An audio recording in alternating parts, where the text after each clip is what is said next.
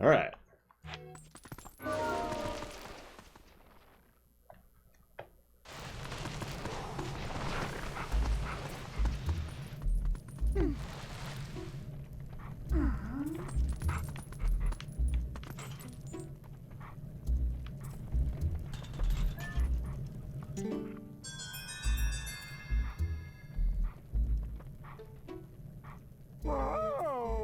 You did it! I can move again!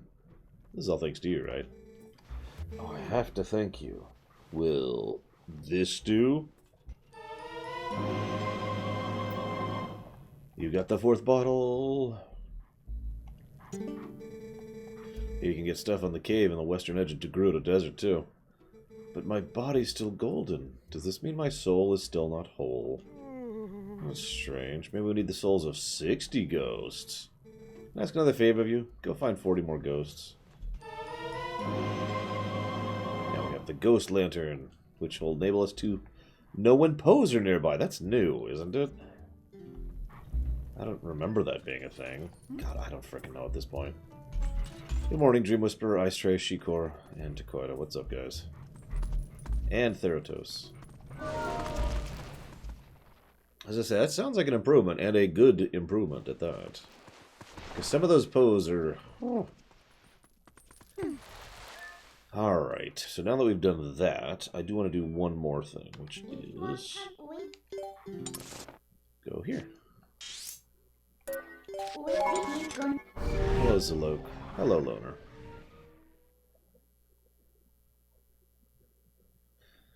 Good morning, Black Vial.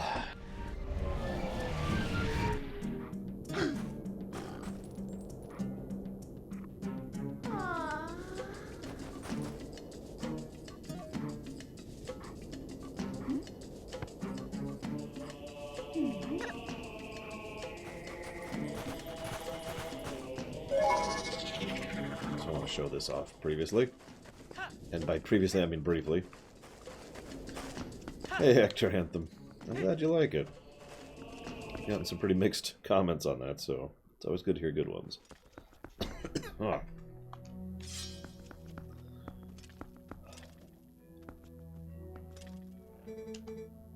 Your power is a gift, given only to those with the confidence to wield it.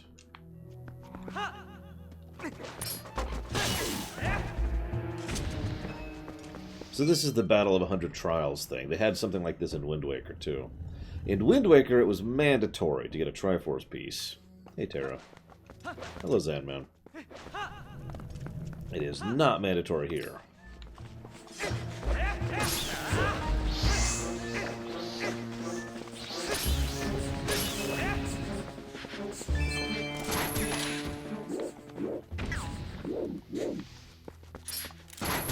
You might wonder why I'm doing it at all. Well, there's 2 reasons. One is just to show it off. You know, show how it works. It's a pretty simple concept, really.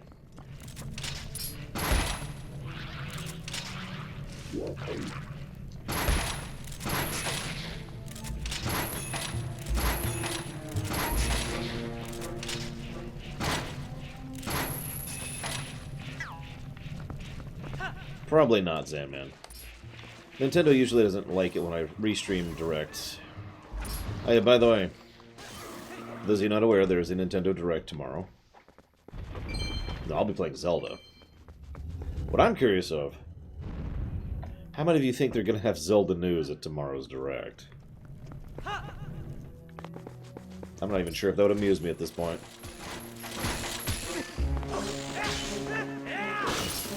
No, it's probably something stupid that I don't care about.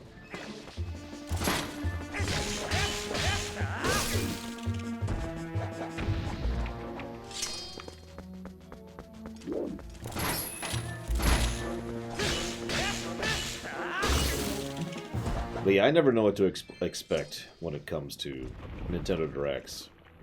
I love the format, don't mistake me. I love the format of Nintendo Directs, and I think they should do, like, that going forward. But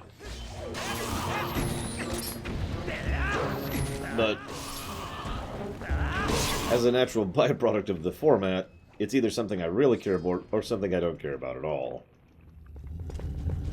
So, yes, this is a challenge dungeon. Let's do this really quick.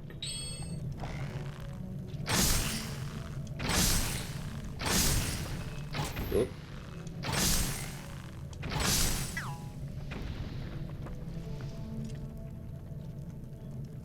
I mean, Nintendo has a really good track record for announcing things that are available, like, during the announcement, or, like, immediately after the announcement. Or in some cases, like, just a couple days later.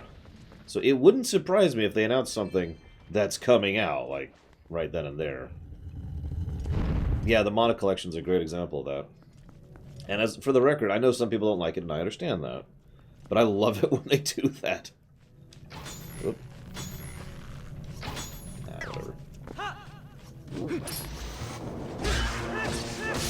You notice how the dungeon's getting more and more difficult, mostly by virtue of the combinations of enemies we're facing, rather than the enemies themselves.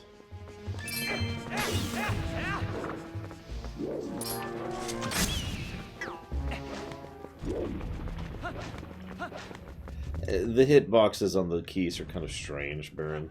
I shouldn't have even gone for it, honestly. Something like this is a lot more feasible.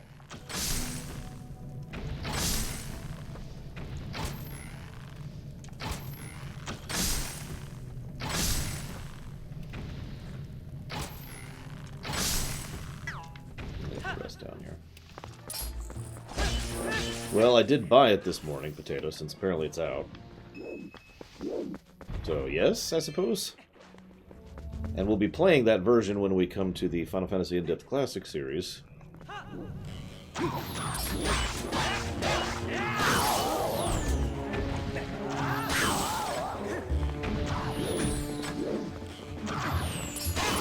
I don't know if this is my absolute favorite Pillars of Snow, but I'll agree with you on the combat side of things. So I was going to say something yesterday, but Poogity wasn't there, and I have to say it with Poogity there.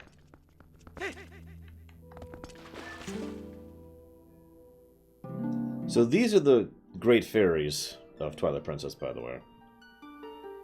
I don't know why, but they're like just as creepy as any of the other fairies for me. I think it's mostly their faces.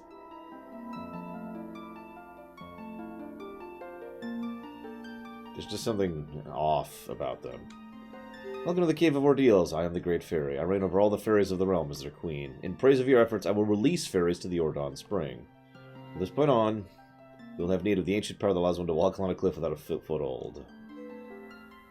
So you can go all the way down here. There's not really a lot of benefit to going past this point other than for completion's sake. That is true, Fuzzy Duck. It's one of my problems with the art style of this game. Stamps.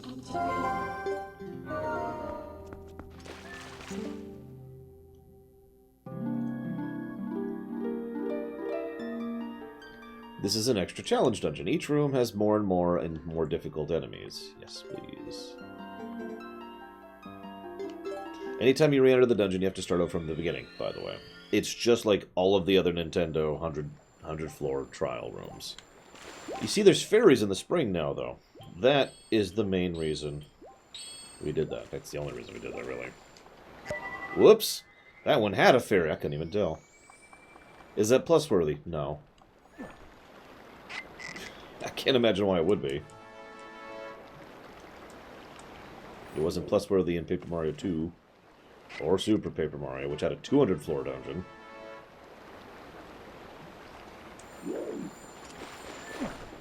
However, doing the first 10 floors is pretty lucrative because it's the only real reliable way to get fairies in this game. This is actually the main thing I wanted to talk about.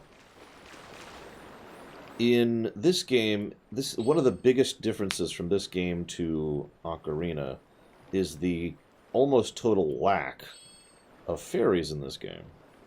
Let's go with... I don't know. I'm not going to need those, am I? No, I might need that, though. There's almost total lack of fairies. There's basically none here. There's one in a bottle right before the boss room, until you get to the point where you can access and defeat those first 10 floors. In which case, you can start unlocking them to the fairy fountains.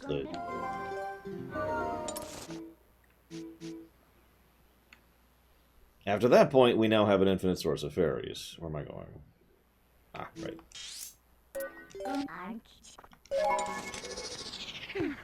No, Baron, it'll just be baked into it. So anyways, Poogady's here, so I can actually say something. I never know how to say this, but I just want to apologize, basically.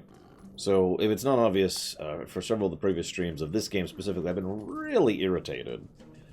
And this is going to sound stupid, but I've actually been having trouble figuring out why exactly. Like, I've been really frustrated. And after having put some time and thought into it, I've come up with a few answers. The most obvious answer is just, general frustration in real life, which has nothing to do with the game. Blah, blah, blah, we're walking. The second thing is, I feel like I've been playing really poorly in this game, especially compared to Ocarina, which I just felt like I nailed, with a few exceptions, so that's frustrating. But the third and most important reason is I keep forgetting details about the lore of the game, which is very, very frustrating, considering that's my freaking job. So, I'll give you a direct example. I forgot that Zant was the one who broke the Twilight Mirror, and not the sages. So I'm like, okay, let me go and look it up. And so I actually sat down and looked up details, and then I got more frustrated because those details disagreed with each other. Which is, of course, the asterisk additional reason why this game has been frustrating to Lorerun. Like, it's a personal irritation when I basically can't tell you. Like, someone's like, so why is this? And I'm like, Or, why is this way? Well, it's this way, unless you read this book, in which it's this way. Unless you look at the game, in which it's this way. Unless you look at the Japanese translation, in which it's this way.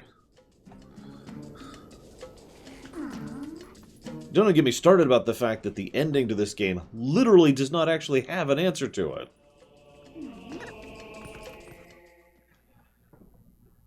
Like, that's in interviews. We have confirmed.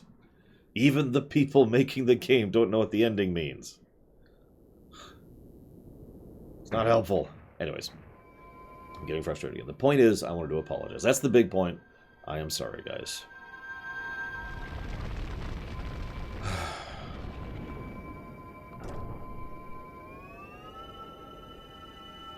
This is partially related to why we're only doing a lore run of these 3 games. The ones that have the strongest lore. Strongest, that's probably not the best word. Most focus on lore. Some call our realm a world of shadows, but that makes it sound unpleasant. The twilight there holds a serene beauty. You have seen it yourself as the sun sets on this world. Bathed in that light, all the people were pure and gentle. But things changed once that foul power pervaded the world. Yeah, how many centuries ago? It was all our doing. They look identical except for their pieces, and normally I'd complain about that.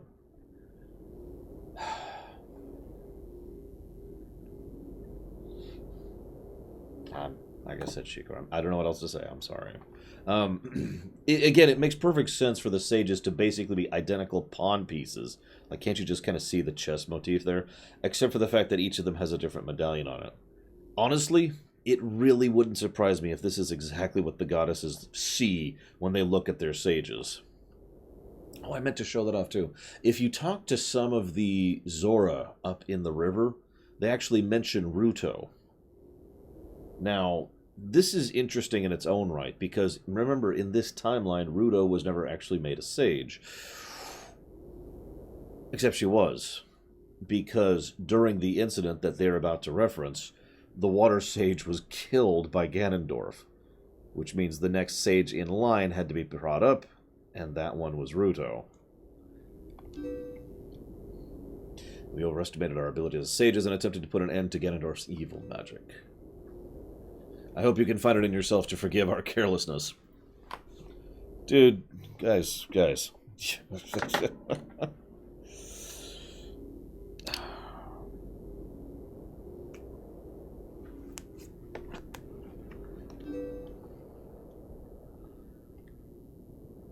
Oh, Twilight Princess. Oh yeah, spoiler alert, she's the Twilight Princess.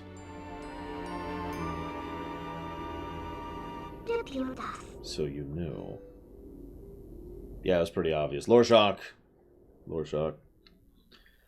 Good question, Baron. Good question. When you figure out the answer to that, let me know. As a ruler who fled her people, I'm hardly qualified to forgive you. Nice outline of her real form there. Also gets across how large Zant is. He's actually very tall.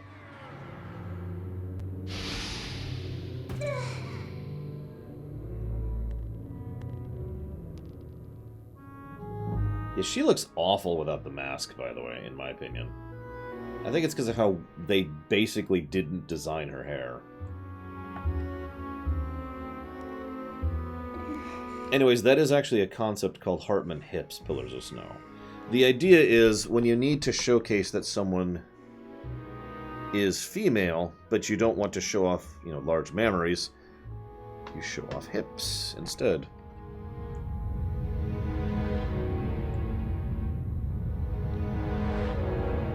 Yeah, her hair just looks wrong.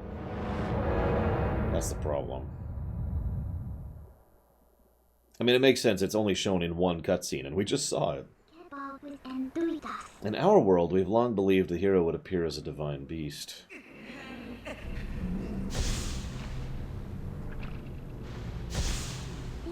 That's why when I found you, I thought I could use you.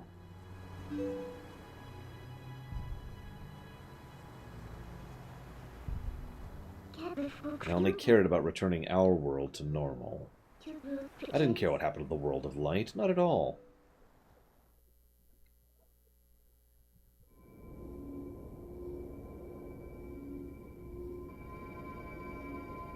But after witnessing the selfless lengths that Princess Zelda and you have gone to, your sacrifices, I now know in the bottom of my heart I must save this world too. There's no other way. This is the second bit of foreshadowing for the ending, by the way. If we could defeat Zant, the curse on me would dissolve and we'll be able to revive Zelda.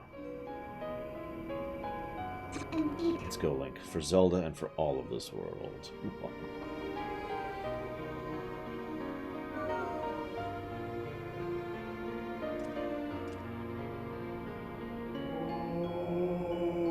Also, I don't know why only 5 are shown when there should be 6. Bad camera angles. The 6th guy's just off camera and it's like, Barry, you always kept me out of the frame. Not cool.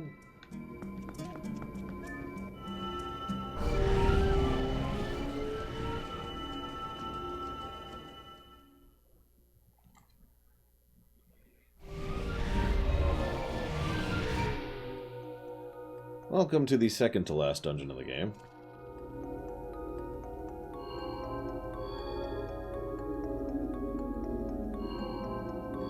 So, I like it.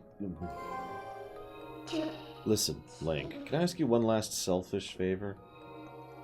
Regardless of my reasons may have been, I once abandoned this world. I left behind the Twilight, those who'd followed me, who considered me their ruler. Even now as they remain here, suffering, they believe that help will come for this world. But if they were able to see the only help for them was a hideous little imp, don't you think they'd feel let down? It's only for a little bit longer. Do you mind if I continue to hide as your shadow? I'm sorry. Yeah, it's okay, Midna. So, notice how they managed to make this place look a lot less unpleasant than the previous Twilight sections. It's still got the bloom problem, but it is noticeably less irritating, especially on the music side of things, the sound side of things. This guy isn't an enemy, Link. He may look different, but they're inhabitants of the world. My people. Zant, how could he? Yeah, so, I actually have already referenced this. Zant has cursed all of the Twilight.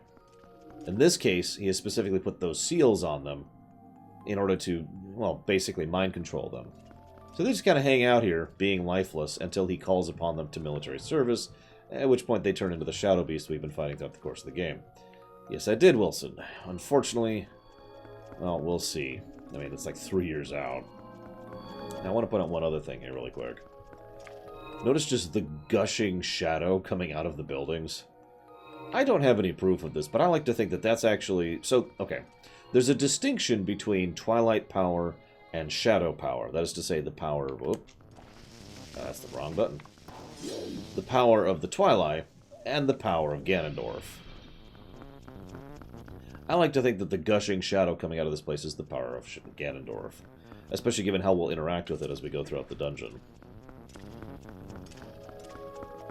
That would be hysterical, Shikor. We did it! Ugh. If you give me a few minutes, Clavium, I will show you what they actually look like. But you have to give me a few minutes. Because I have to solve the first step of the puzzle. This dungeon has 3 sections to it. Notice how there's lots of Twilight creatures in here, too.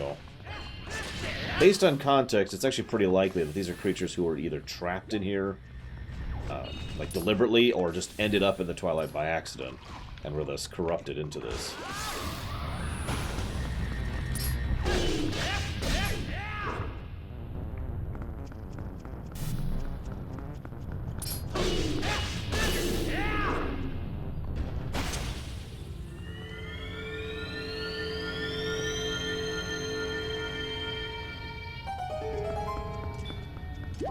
Quick.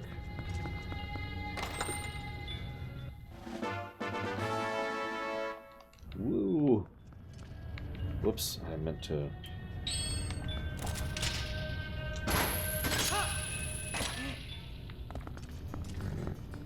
I mean, well, so we do actually know what he thinks, or, well, okay. Ganondorf tells Midna what he thinks of her people. Whether he means that or not is a bit more debatable, because he's in full villain gloat mode when he says that. But it's entirely feasible that he does, in fact, mean that. So this curse stuff, in addition to being... So, okay. I should give my reasoning. I mentioned how it's my opinion that that's the curse of Ganondorf, not the curse of the Twilight. Remember, the thing that allows us to switch back and forth... So, towards the end, the thing that forced us into wolf form was not a Twilight curse. It was the dark... It's the crystal thing, right? Which was crystallized power of Ganondorf. When you enter these areas, you are forced into wolf form.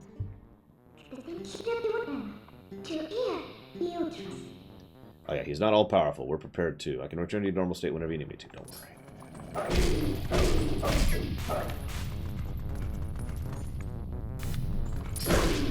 That's my final, and really only, piece of evidence that this is Ganondorf power, not Twilight power. Hey, Fuyukyondo. Hello upon a time. So how did Zant get out of the area without the Twilight Crystal, or the Twilight Mirror? We know Midna got out because she was cast out. As for how Zant got out...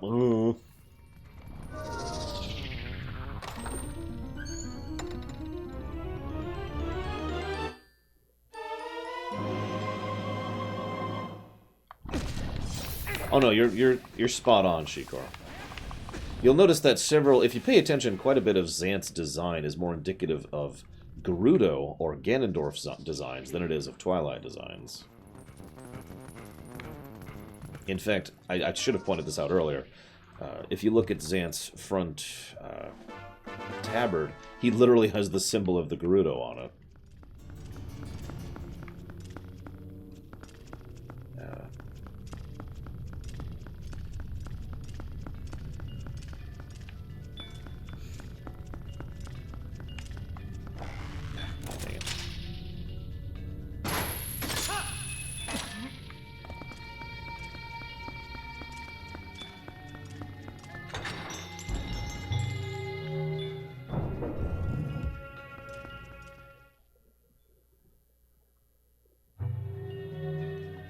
I mean, this is a prison created by the gods. We do know that. That's what the Twilight Realm is. I theorize that it's a corruption of the Sacred Realm, but what we do know is that this is a crafted realm.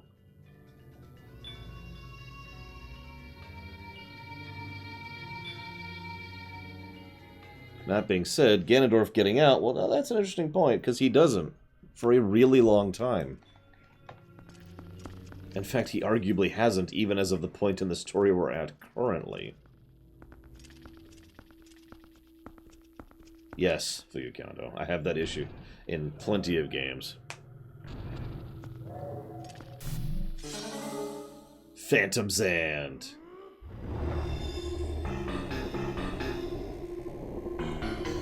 sit here and stare at you while you... Oh, weird. Oh no, Keys! Shouldn't make fun. Yep. By the way, note how the mini-boss Zant uses very unoriginal tactics. Mostly acting as a summoner. I just want you to keep all of that in mind. It's going to be relevant later.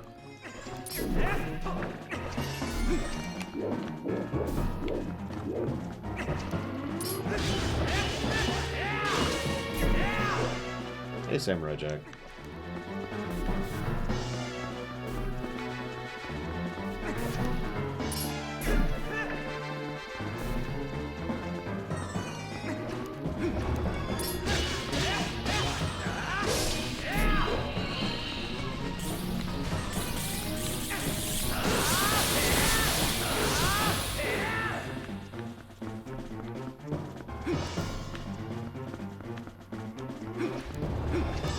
You could argue he's using a valid strategy here. I don't want to dismiss that. It's not like his...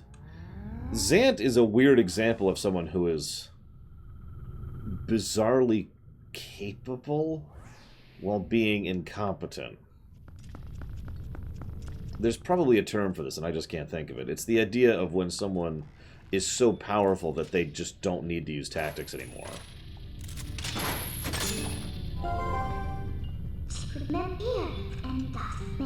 Oh, I don't think Bowser's a good example. Bowser has a brain, as weird as that may sound.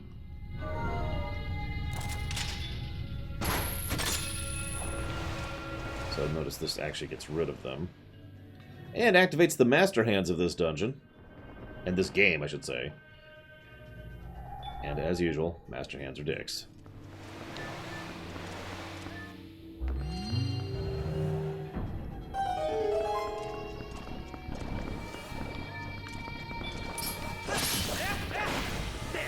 Now, we've been talking a lot about how well designed Zant is as a character.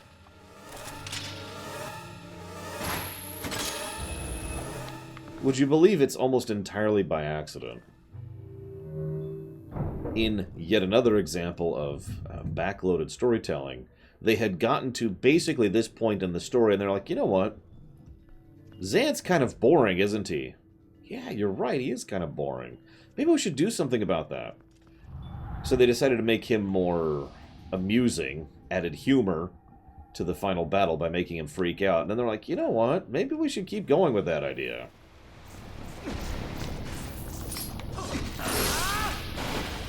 Thus was Zant born. I love how that thing is still moving during the cutscene. That's my favorite part of that.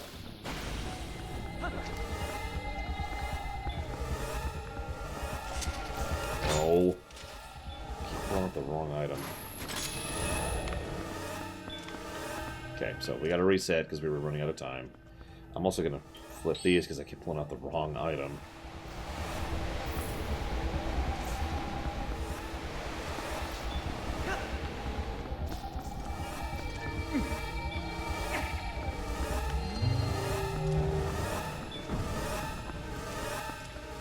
No.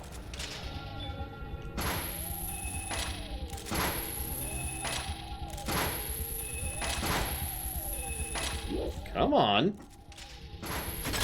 There we go. Sheesh.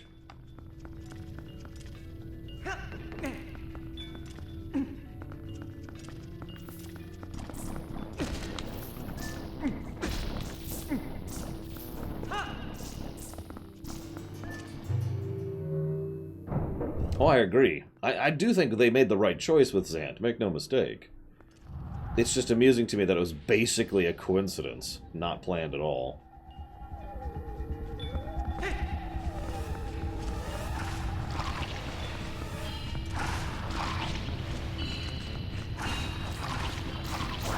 You can get stuff in this room. I guess I could, but I just don't care all that much right now.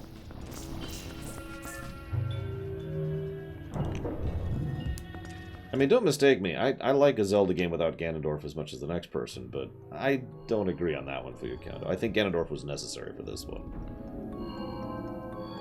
If not for this one, then there should have been another one. Hey, She-Course. There you go. This is what they actually look like. They're a little inhuman. But, you know, a lot better. Anyways.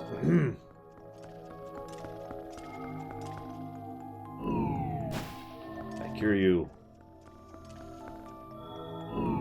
So yes, this is our only actual shot at what the Twilight look like, other than Midna herself. Cure, cure, cure, cure. Yeah, I got one more to cure. Let's go cure him. We haven't even seen Zant yet. That's the funny part. We just see him with that stupid mask on. Ah, we'll go.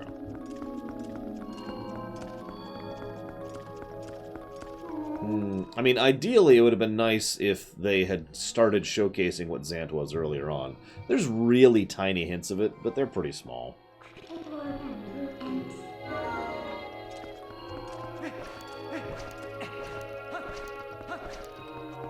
I mean, he's in full tantrum mode at this point, Baron. I talk to you. Talk, talk, talk. Talk, talk, talk.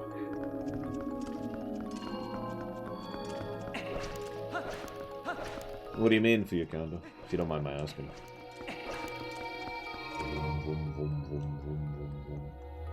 Funny, they should speak Hylian since they used to be Hyrulean citizens, but, you know, whatever. Language drift, it's been 10 trillion years, etc., etc. Gotta remember how many trillions of years it's been, guys.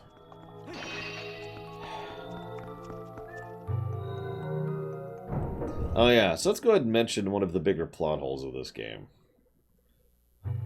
So, Ganondorf, I say plot hole. It's mostly just never explained, and it's kind of an important part, which is why I would consider it such a thing. Damn it. Fine.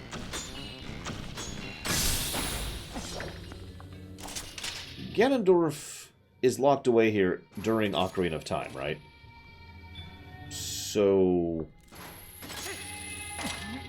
how long has he been in here? I know what you're thinking.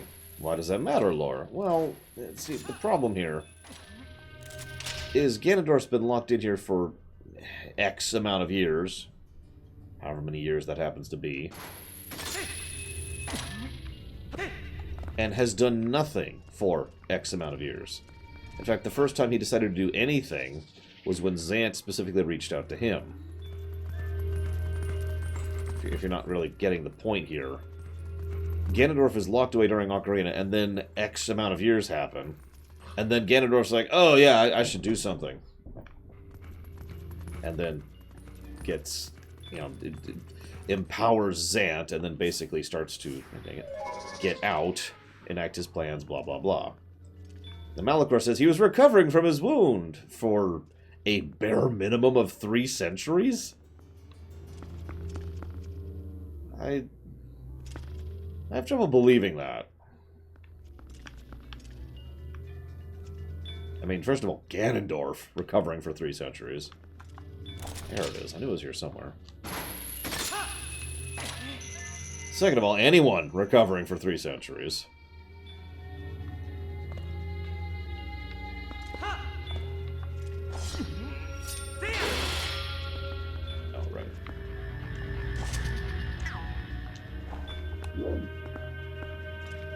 Here. I mean, this is basically the Night Elf problem all over again. What the hell were the Night Elves doing for 10 millennia? Nothing. No. Nope, nope, nope, nope, nope, nope, nope. A century to plan. I mean, I don't think he's... I don't have a lot of faith in his intellectual abilities, but I don't think he's that stupid.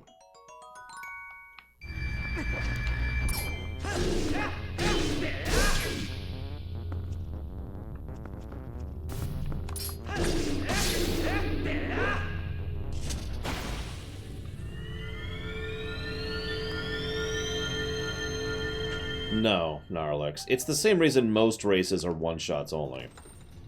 Like, here, let me make my point really quick to Gnarlex. Where's the book? Where's the book? Where'd I put you? Ugh, there you are. check this out, alright? So we've got Zoras, we've got Gorons, we've got Hyruleans, you know, they're all recurring characters.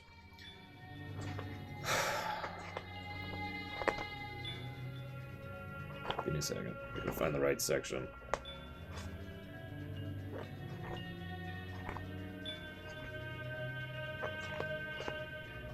Because there's a perfect... Here we go. So we've got...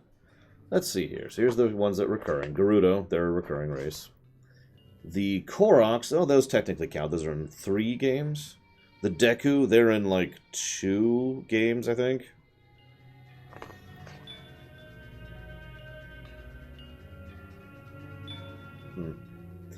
Then we have the Minish, they're in 1 game.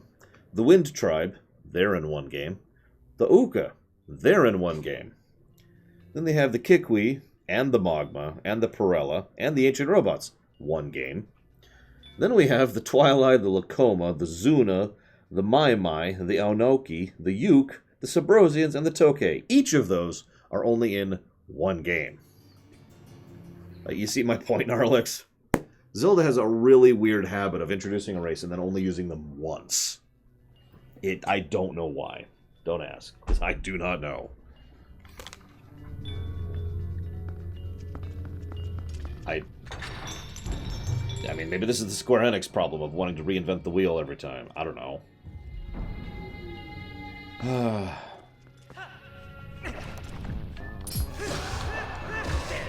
See, here's the thing, Malachor. I'm not disagreeing with you, but the game makes absolutely no effort to explain away something that we might be able to come up with an explanation for.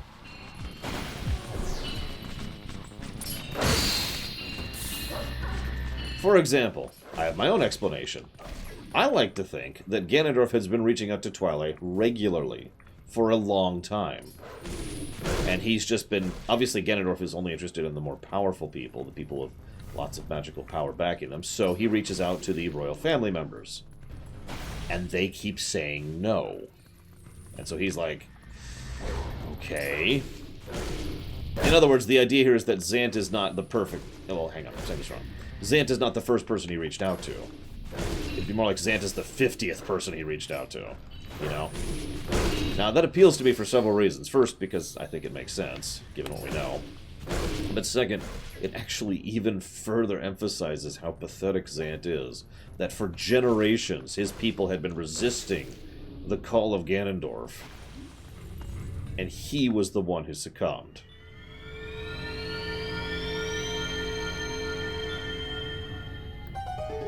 In my opinion, that adds a bit to his character.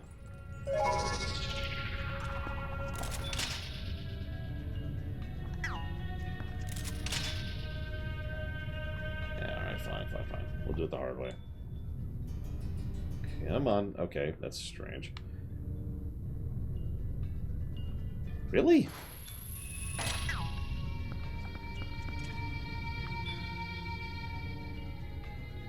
Yeah, it's actually kind of an interesting idea, because one of the narrative points this game does make several times is that the Twilight are basically victims, at least now. Or, I'm saying this wrong. It's like the fact that the Twilight were... God, how do I phrase this? The Twilight are going through a Sins of the Father situation. There we go. That's a good way to put it. What the original Twilight did was bad. Yeah, okay, I think we can all agree with that. They were literally trying to conquer the world and take the Triforce. As a result of that, all of their people were banished into this realm.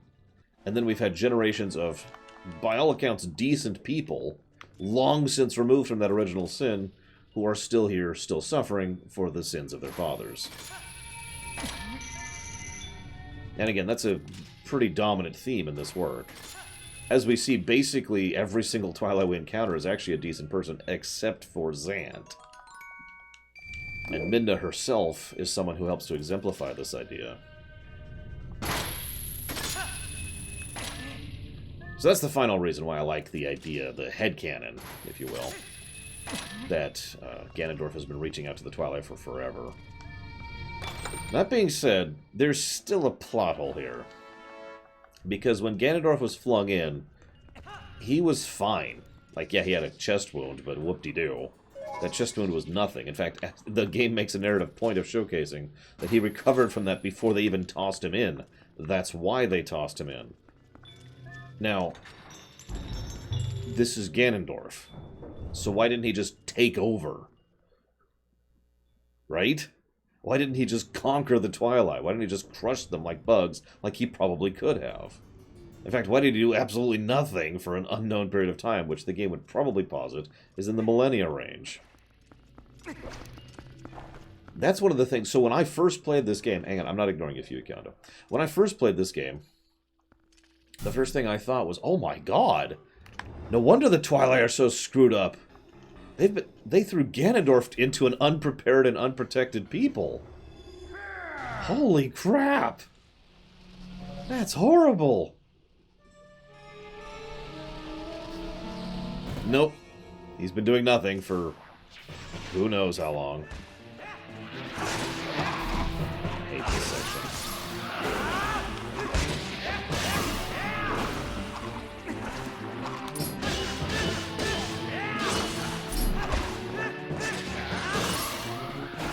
Anyway, so, why do I say this game is better with the inclusion of Ganondorf? This is going to sound weird, but the point is, without Ganondorf... Okay, so hang on. If Ganondorf was not in this game, he had to be in at least one other to answer the same questions that this game did. In short, we needed the third part of the Ganondorf trilogy. And in this case, having Ganondorf be an aspect of... How do I phrase this? One of the other thematic points of this game is that dark is not evil. It's actually part of the point of the Twilight, as I've mentioned earlier. I super do not believe that at all, Malachor. I know what you're talking about, though. And so having Ganondorf as a source of dark, in addition to Midna and the Twilight as sources of dark, serves as a nice counterpoint to each other. It also, in my opinion, helps add to the characterization of Zant, since someone like Zant basically can't function without something backing him. You know, Malik needed the Starforge, right? Without the Starforge, Malik would have just been pathetic guy number 347.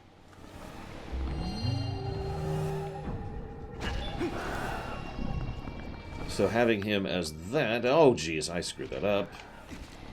Ah, it's the music. It freaks me out way too much.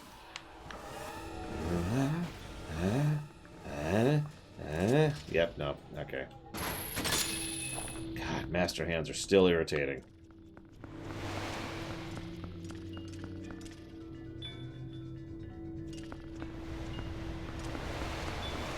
Come on, over here. Does Ganondorf have any character in this game? I would argue yes. He absolutely has less character than his Wind Waker counterpart. But what he does not have is a lack of character. In, of course, my opinion. Whoops, I'm doing the wrong thing. Freaky music, freaky music, freaky music. Ham. Yeah, Ganondorf gets a lot of characterization without having a lot of lines of dialogue in this game. In fact, I've already talked about it. I talked about it yesterday. The chopped off at the knees before you even get started thing.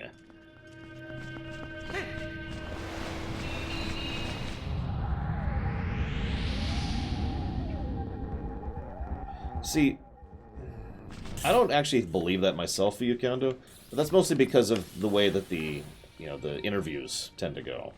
Which I'll tend to agree with the idea that they, is it this one, I think? Is that originally Zant was... Basically, the idea here is that Zant is the thing that was added in, not Ganondorf, if you follow me. There we go. Of course, it's right friggin' there.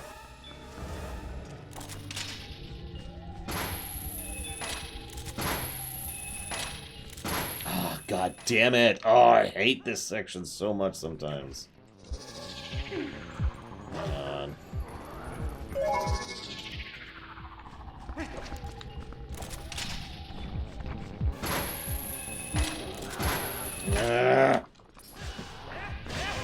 So just accept the reset at this point. screwed up way too many times, yeah. Master Hands. Irritating since Zelda 1. Or not Master Hands, whatever they're called. Someone go stab Baron for me really quick. Just a light stabbing.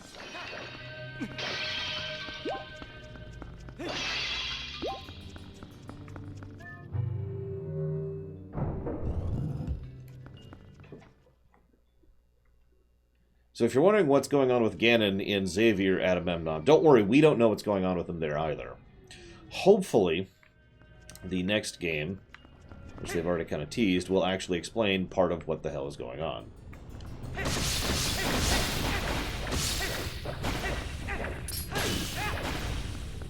You know what's funny is I usually don't screw this up that much.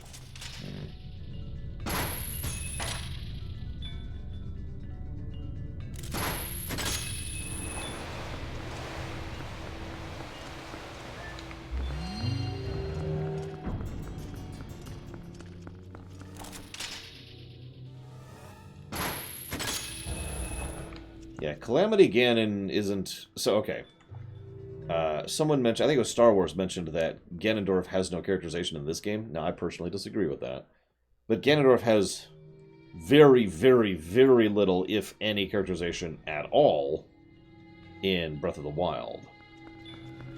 The only thing that even comes close to characterizing him in that game is specifically the fact that he's... the nature of his form in his second-to-last form. That's it. Just the way he looks is as close as we get to characterization for Calamity Ganon.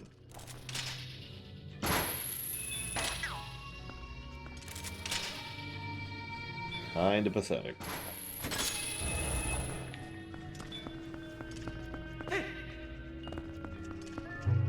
I mean, I'm all for visual storytelling, but...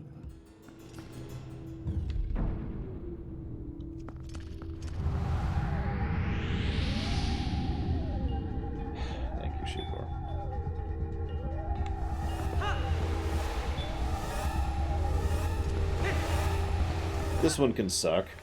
You really don't want to fall here.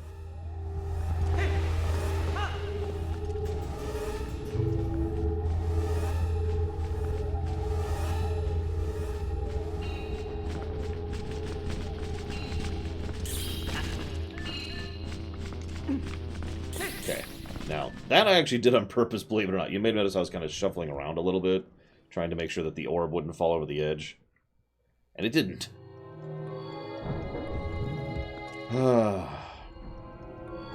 So I take it you're not a fan of Wind Waker either, Byakundo? Oh, they're so cute. For the record, I think they just didn't give them dialogue because,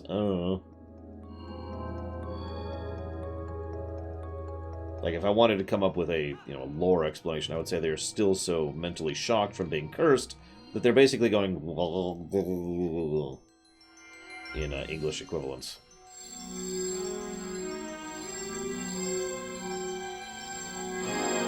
So, now we have the power of the light in our sword.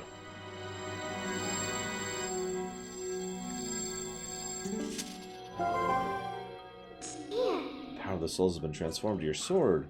The guardian deities of my world are on our side too. As long as you have that sword, you should be able to repel the shadow. Yay! Yeah, there's no talk option here. I double-checked, just in case. Oh yeah, I should mention those souls, as she mentioned, S-O-L.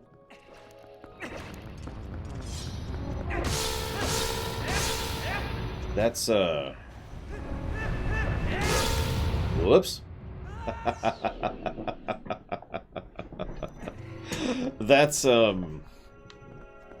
how it's mentioned, it's hinted, excuse me, it's hinted to be the main way they were able to survive. Because they needed some kind of light. Remember, Twilight is not darkness, it's not shadow. It's Twilight. No sparkles, though.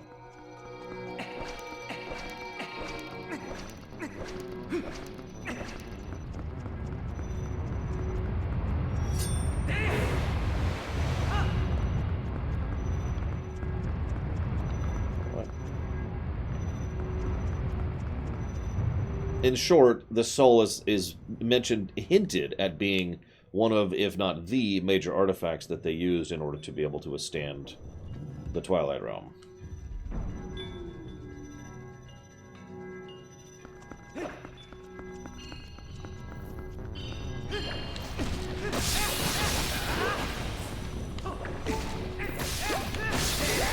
So I should mention something interesting. It probably contributes to why this game is considered one of the harder ones sometimes.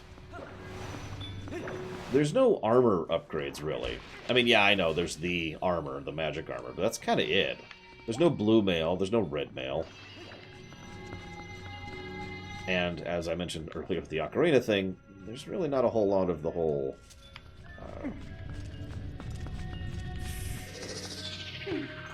fairy thing.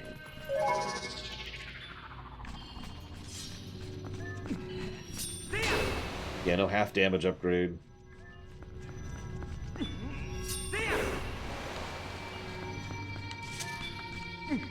Yeah, no Neryu's love. You get the idea.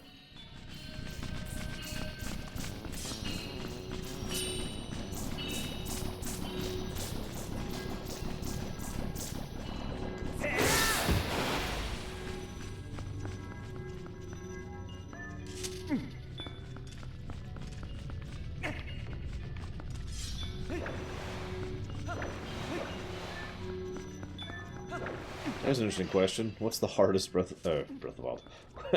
What's the hardest Zelda game?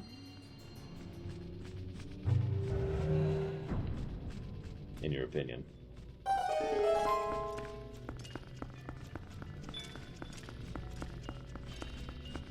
Alright, what's the second hardest Zelda game?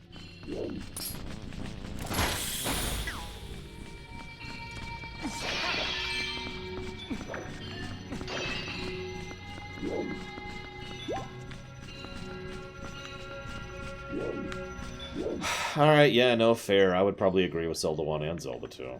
Alright. What's the hardest Zelda game that is not Zelda 1 or Zelda 2, and is only hard because it's an older, crappy game? Yeah, I said it.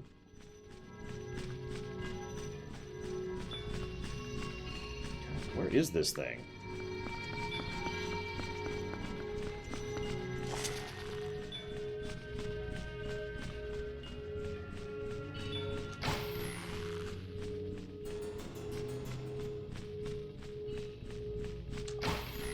Change course. Damn it. Ah! Machine gun method. That's not working. Alright. Skyward because of bad controls. I mean, I can't argue that.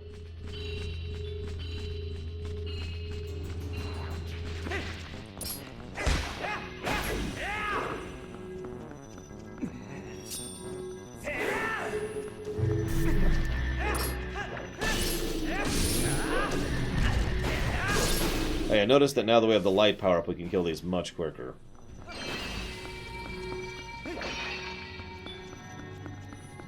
Yeah, personally, I would consider the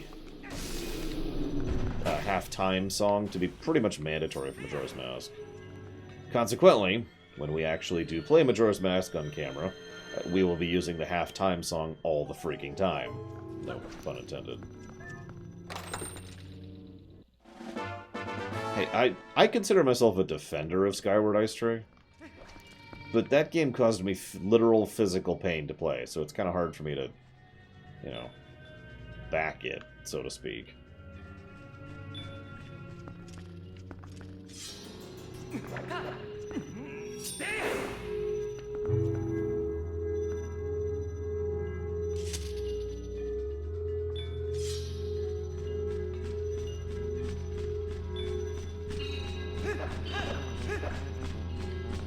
Like, I keep emphasizing that point. It's not just discomfort. I had to, like, take large days-long breaks from playing that game because of how much pain it was causing me. My arm was seizing up and everything. It was awful. And the last boss was the worst part, especially since my Wiimote kept screwing up. So for those of you not aware, the final boss, you have to do something called a Skyward Strike. A Skyward Strike is when you hold the sword directly upwards for a few seconds, and it charges up, and then you swing down. So, it wouldn't do it. It wouldn't freaking do it, and it doesn't help. At the time, I was already pissed off. I was already in pain, and I'm holding the Wiimote straight up, and it's like, well, I can't properly emulate it without just doing it. So what Link was doing, I'll use my feather duster. So here's the Master Sword, right? So he wasn't holding it like this. He was holding it like this, like just off to the side. And he's like, and I'm like, up, and he's like, no. So I'd start moving around, and he'd start doing this. Wouldn't actually go up. And then, oh, it's up. No, it's back down. No, it's up again. No, it's back down. God. This is in it. By the way, that's mandatory. You have to do that to complete the last boss. This is in addition to the fact... What the... Ah! Ahem. This is in addition to the fact that I had to resync or recalibrate or whatever the proper... You know what I'm talking about, right? Where you put it down on the thing and you hit the recalibrate button? Like every 30 minutes while playing that game. I was having non-stop issues. Oh, and by the way, I did have the gold Wiimote that came with it, special. I should stop screwing around.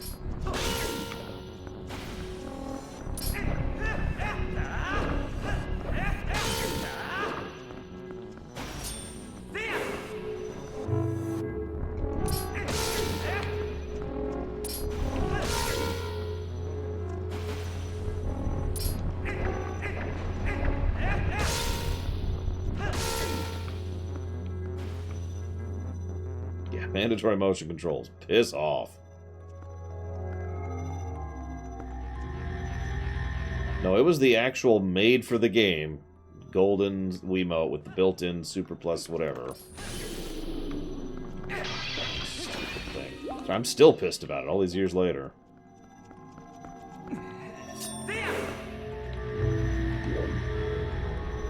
Anyways.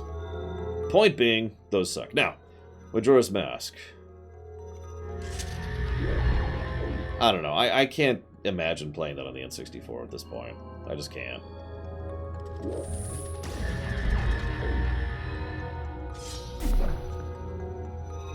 Like, I would have to use the N64 controller or a thing, and the graphics would be kind of crap. What? Lighting would be better. It wouldn't have any of the convenience features of the 3DS version, or any of the polishing passes that were used. I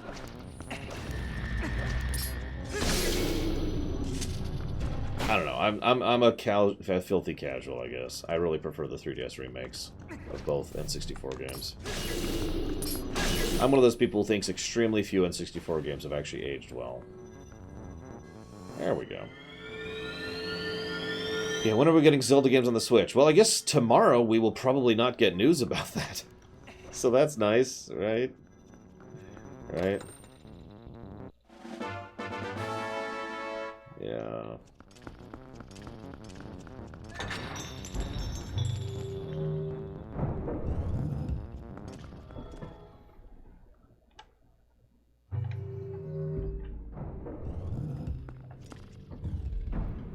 Oh yeah, the 3DS games also have the gyroscopic gaming, which is awesome.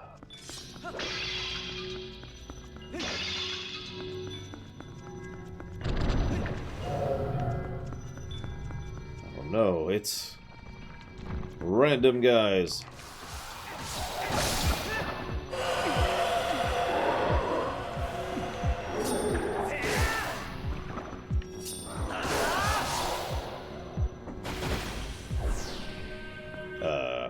Depends on what they were, Baron. But either way, probably, yeah.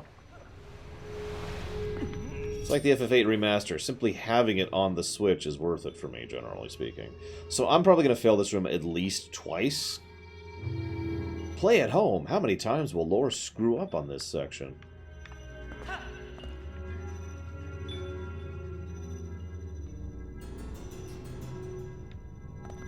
That doesn't count as a screw up. That's just picking the wrong path.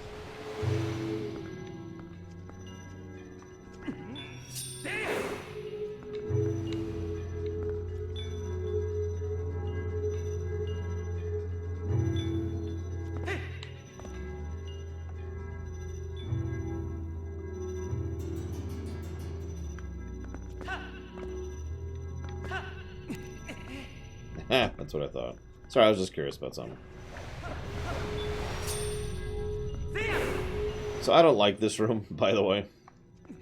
There's two reasons I don't like this room. The first is the most obvious. If you screw up, you start over from the beginning, which always irritates me. But the second is it's basically guess the path.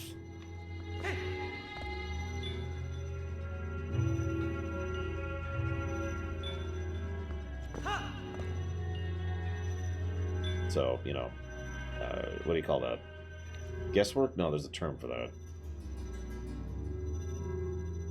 I can't think of the term of it. Oh my god. I can't think of a word. God, what's it called? Help me out, guys. There's a word.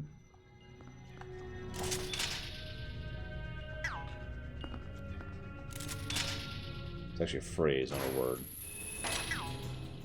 No. It's when you have... Trial and error. There we go. This is a trial and error room. So...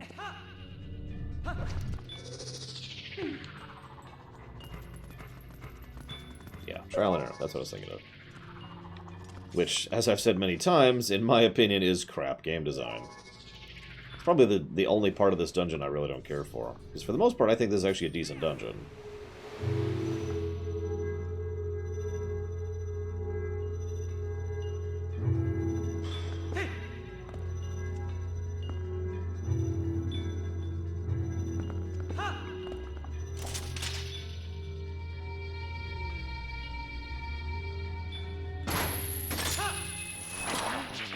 If there's a way to tell, I don't know it.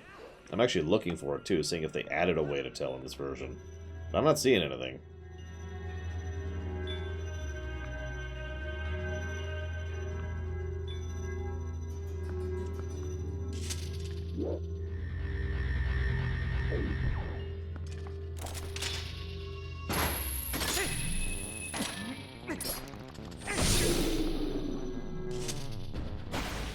By the way, those guys can knock you off the thing if you don't block their shots properly. So that's always fun when that happens.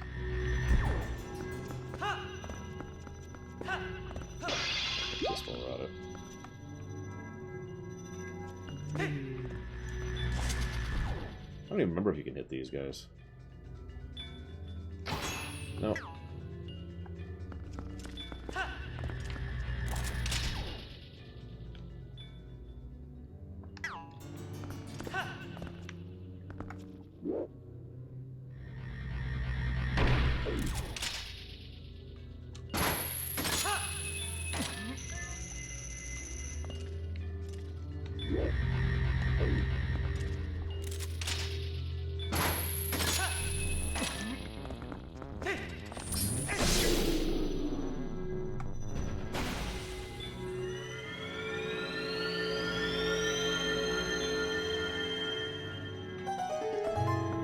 To be clear, I don't think this is negative worthy. I just think this is a very dumb room in an otherwise pretty decent dungeon.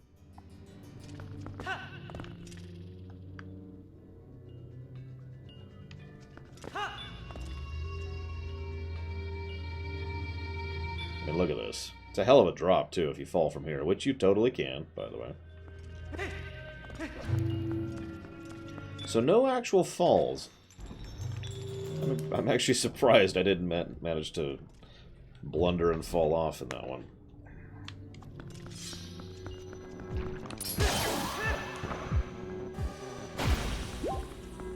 I swear to God, I expect myself to fail and I don't. And I say, oh, this is easy, and then I just blow through it. Or sorry, the opposite. I get mulched when I say something's easy.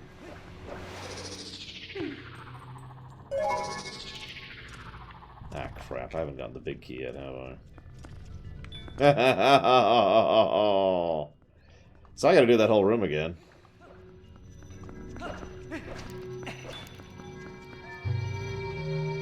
No, really. Not now, but when we come back up. We...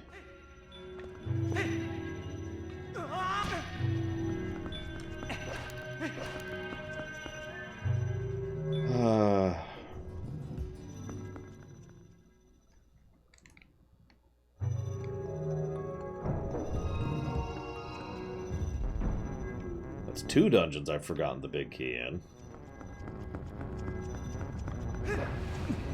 You know, the best part is, I've played this game quite a bit. I actually know this game decently well. I've played Wind Waker like 3 times. 2 times. So, that's gonna be fun. I think I'm screwing up now. You have no idea.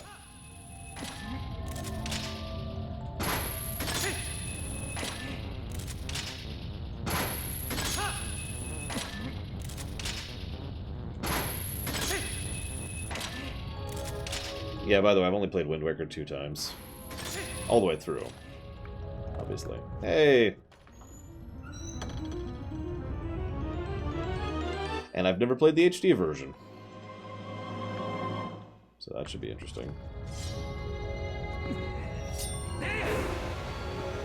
It's faster.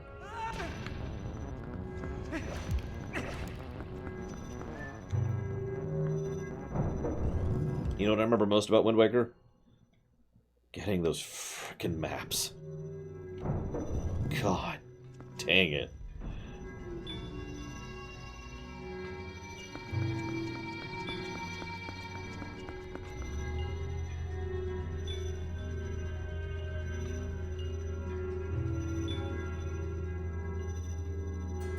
Is this a shortcut?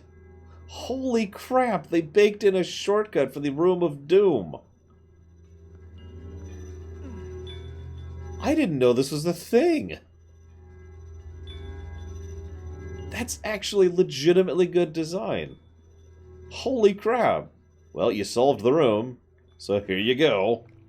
Wow. I was just sitting here thinking, I'm going to have to do the whole thing all over again. And climb my way back up to the top.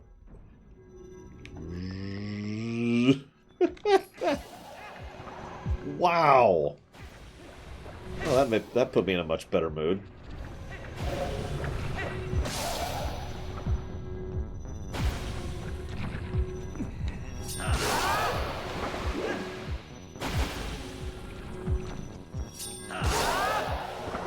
So now we're doing the actual lead up to the boss. Naturally, Zant is just sending wave after wave of his own people after us. So here's a question for you guys. How many of these people, these shadow beasts, do you think we're killing? Or do you think we're doing something other than killing? Remember, those are people. At least they were people. And we know that those people can be cured because we did it the Twilight up at the front, so...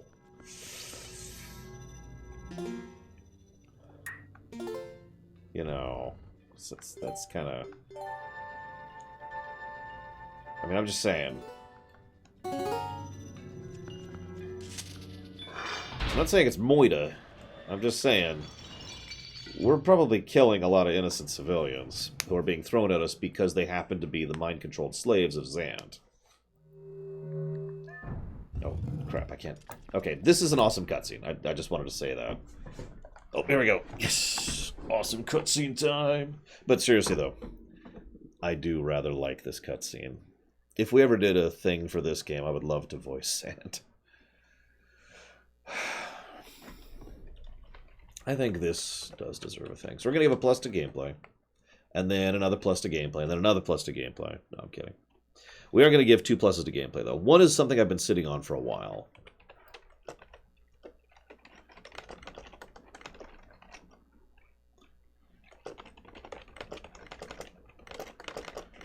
Who would voice Midna?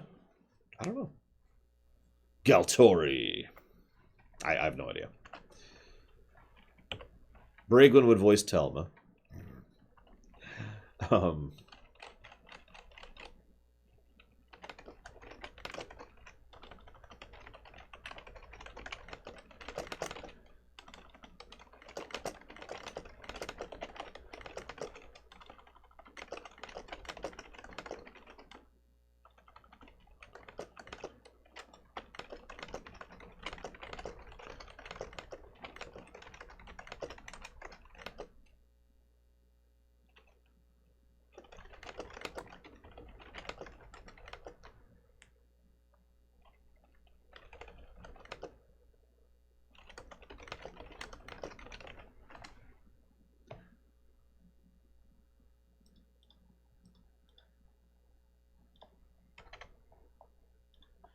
Now,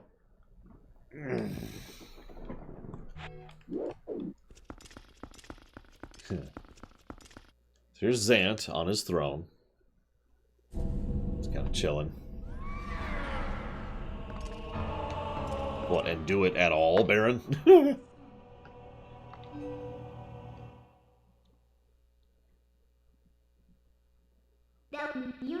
Isn't it ironic? Here we are, all thanks to the dark magic curse you placed on Link. Just gotta rub it in there. You speak of magic. Still your tongue for a moment, whelp, and I will tell you of both magic and the oppression of ages. The people of our tribe, a tribe that were mastering the arts of magic, they were locked away in this world like insects in a cage. In the shadows we regressed, so much that we soon knew neither hatred nor anger, nor even the faintest bloom of desire. And this is probably a lie, by the way. I'll talk about it in a minute. And all of it was the fault of a useless, do-nothing royal family that had resigned itself to this miserable half-existence. I had served and endured in the depraved household for far too long, my impudent princess. Why, you ask? Because I believed I would be the next to rule our people. That is why. No, this is Zant, Baron. But would they acknowledge me as their king? No. And as such, I was denied the magic powers befitting our ruler. It was then, the thrall of hatred and despair, that I turned my eyes to the heavens and found a god.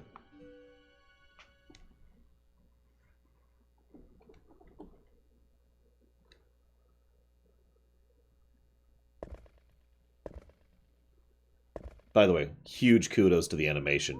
There's a lot of characterization in animation they do here. Notice his face is literally different, by the way. It's hard to see, but it's there. He literally looks different before and after Ganondorf gets a hold of him.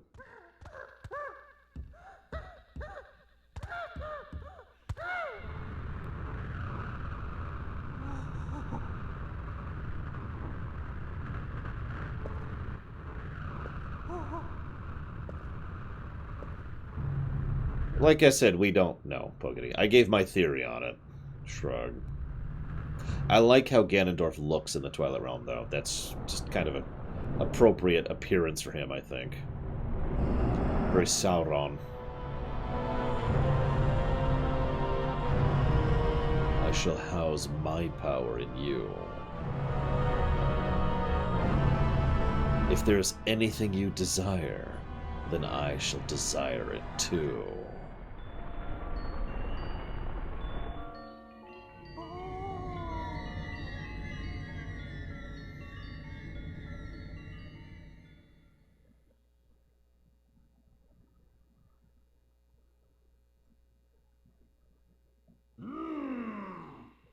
My god has only one wish.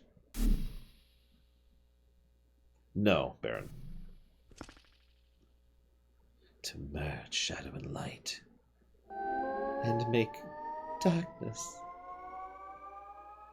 I love this boss battle. This is another good example of characterization. So how does he fight us? Well, he has no idea what he's doing. So he just decides to borrow the abilities of some of his previous Twilight creatures. I mean, he doesn't know what he's doing. So he just makes it up.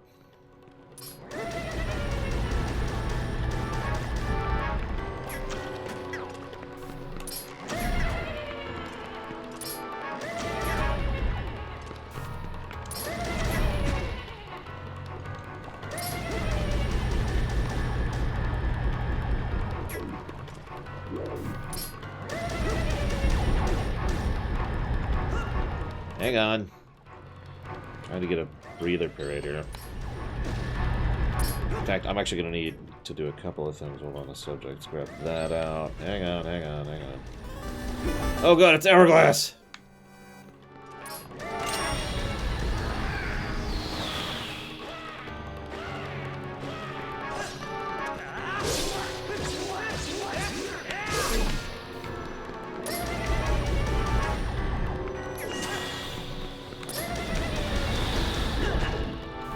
Thank you, Hourglass. Thank you very, very much, sir. Much obliged, sir. Don't let me forget to write that down later, because I'm a little busy right now. Boss number 2! Oh, whoops. I knew I needed one other thing. Pause. Hang on, let's just do this. And then I'm going to need this here. I might need this for later. Okay.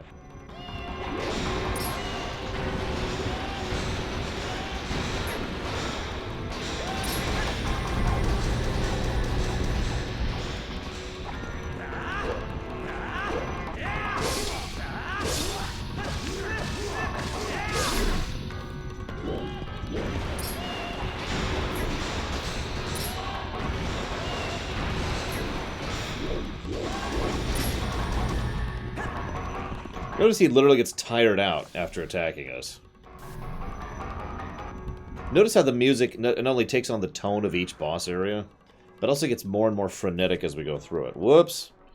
Let's switch to this really quick. Then I'm gonna need this.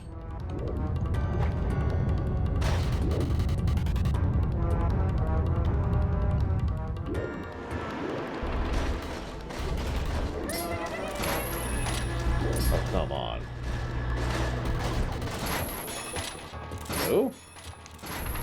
Or don't, that's cool too. So let's hang out for a minute.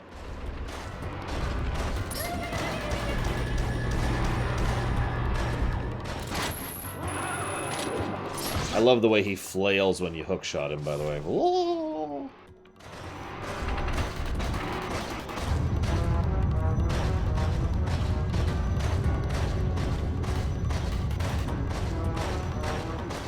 So yeah, if you want a preview of what playing as him in Hyrule Warriors is like, this is a good insight. He actually does have a lot of moves from this boss fight in Hyrule Warriors.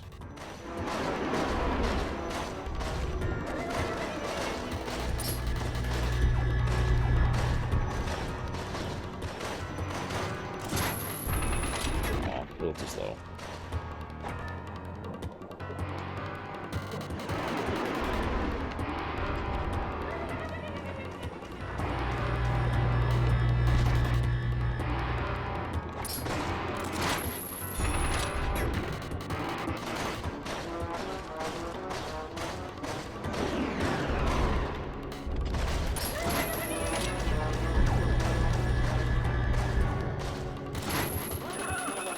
Look at him when you drag him. I love it. See you around, Xavier. Have a good one. Next. This is probably the funniest one right here. I can't even believe he thought this was a good idea. This is officially the moment at which it becomes clear that, yeah, no, he's just completely unhinged at this point.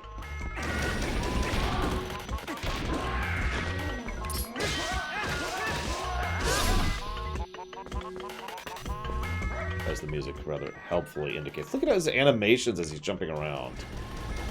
Notice how his core attack is still just the same machine gun.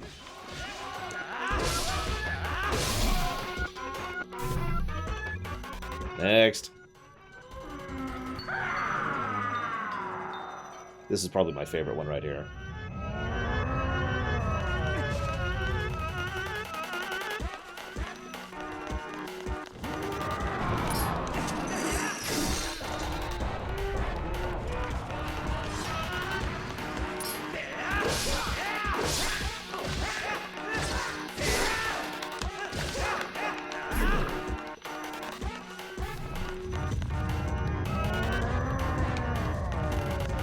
Notice how even the tone of his voice is like roar when he's all big, but then he gets small and it's like ah.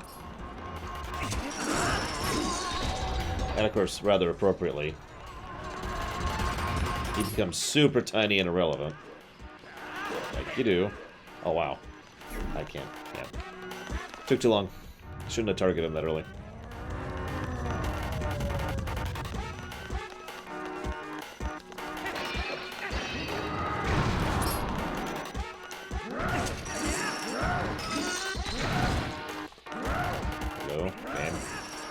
Game. Game. There you go.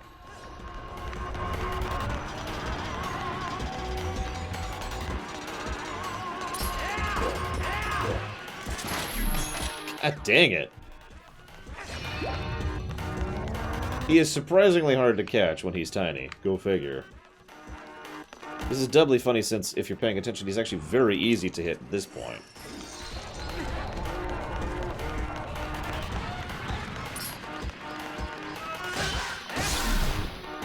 Next.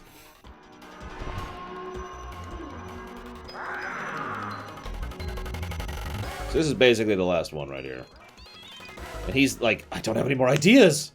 I'll just hit you with swords. That's a good idea. That's what people use, right? He has no defenses.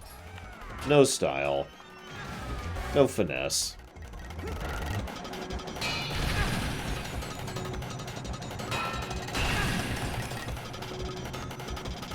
He even tires himself out with his own attack. Watch this. Look at how he swings. Look at his swings. Look at them. I would say illusions, Snarlix. That makes more sense.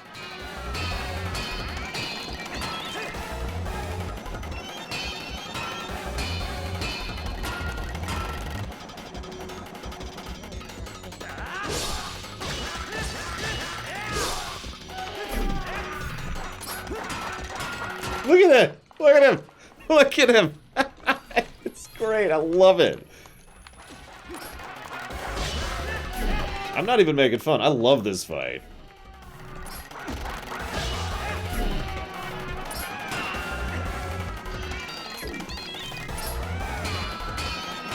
You can even hear his frustration.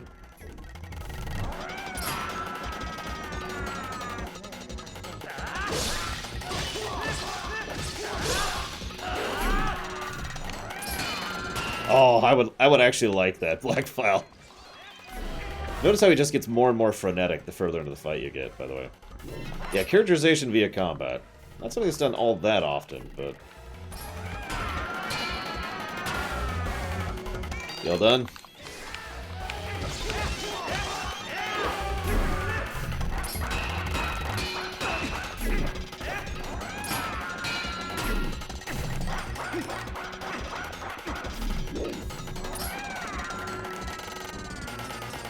Hey, I'm over here, buddy.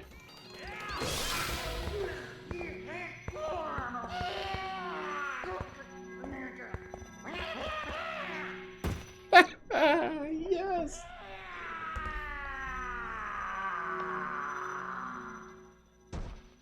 This is the final reason why I think this works. Because the next fight will be against Ganondorf, and actually it'll be against Ganon, Ganondorf, and then Ganondorf in that order. And it really is a night and day thing.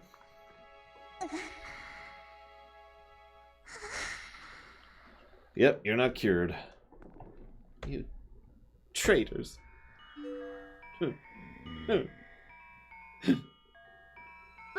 Traitors. Ha! You want to know why none would call you king? It was your eyes, Zant. All saw it. A lust for power burning in your pupils. Did you think we'd forgotten that our ancestors lost their king to such greed? Midna. Foolish Twilight Princess. Cursing you cannot be broken. It's placed in you by the magic of my god. The power you held as the leader of the Twilight will never return. Already he's descended and be reborn in this world somehow. As long as my master Ganon survives, he'll resurrect me without cease.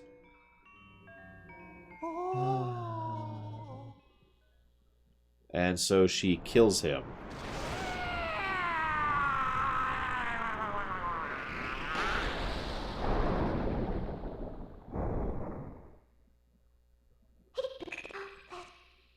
Just a fraction of the power that's in me now. Note that she's never actually really used the full fused shadow. So that's the first time she ever did that. And she's kind of wigged out by how powerful that was.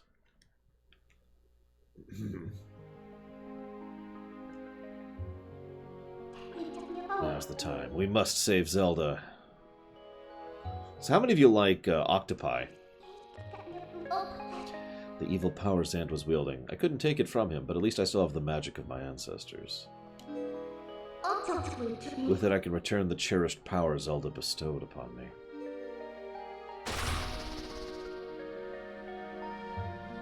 Octopi! Don't you like octopi?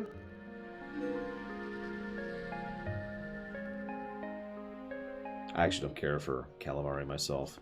Notice this is one of the only story bosses in the entire franchise that drops a heart container. Just a little factoid.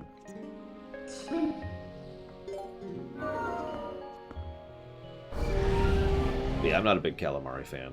I mean, I can eat it. It's just, it won't be my preference. So a few friends of mine love it, so sometimes we'd get a plate just for them. Or I'd get a plate just for them.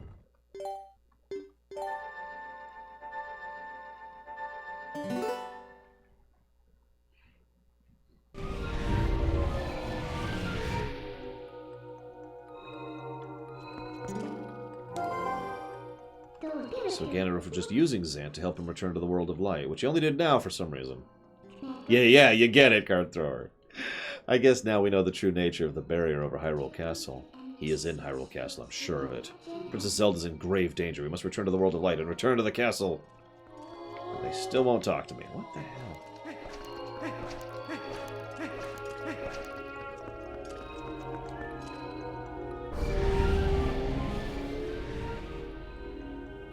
Don't mistake me, I like Zant. In fact, I want to give that a plus. That is a delightful fight.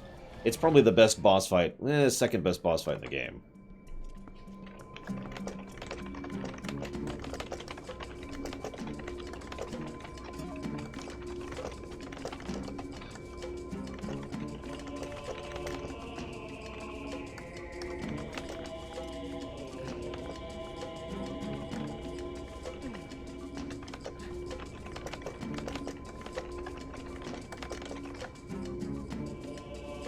Anytime I'm fighting a boss and I'm grinning like the whole time through, that's probably a plus, if some kind or another, right? Yeah, the Ganondorf fight is absolutely my favorite. Although that's kind of cheating because, like I said, it's 4 fights in a row. Although it's the last one which really nails it for me. So Hourglass donated earlier towards City Skylines. I didn't forget.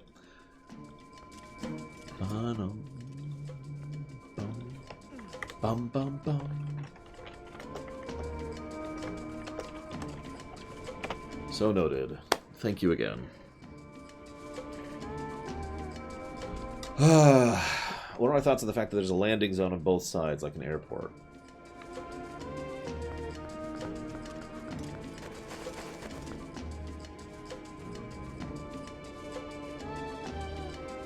If I was handed the writer's block and given a pen and said, how do you want to deal with this?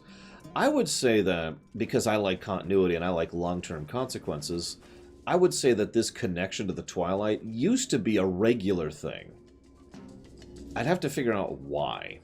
But the idea is, I like the idea of this having been a regular confluence of interaction that then got chopped off and basically was, you know, again, in a form of a tragedy, was converted into a prison rather than, you know, just a method of travel, which is what it should have been.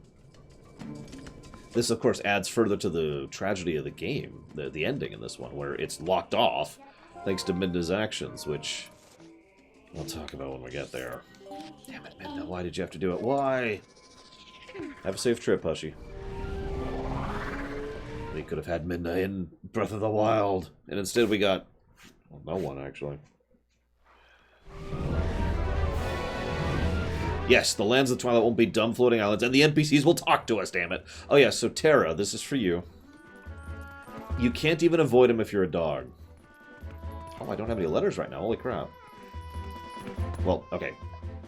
Trust me when I say that if you are, even if you're in wolf form, he will see you and then force you to convert into a human so that you can get the mail.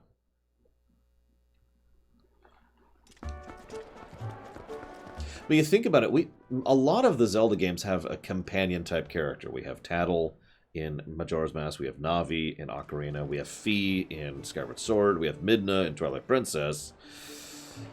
But we don't have any in Breath of the Wild. Now, that's not unique. There are actually several we have no companion in Wind Waker, for example. It's just interesting to think about. Now, that makes sense, because the whole point was to emphasize the barren, desolate nature of Breath of the Wild. But because of the fact that we've recovered at the end of the Breath of the Wild, I have a feeling, this is kind of messed up, by the way, I have a feeling, personally, that in Breath of the Wild 2, we will have a regular companion. So this is Midna having trouble controlling this thing. It is so much power that she's still not entirely sure how to deal with it. Dedication will be rewarded.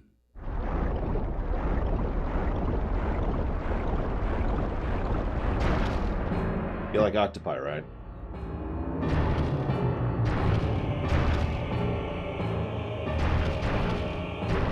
Now, this is important. Just keep this in mind. This is the power that threatened the goddesses. And this is basically her having just first gotten used to this thing. She's never used this before. But it's able to break a barrier set up by Ganondorf himself. That is very impressive and very powerful. And I want you to keep that in mind, because it's going to be important later. Who just donated? I think it was Chai Guy.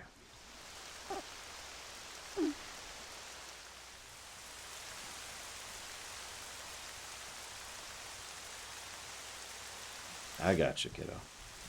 Except she's not a kiddo. She's the one to love.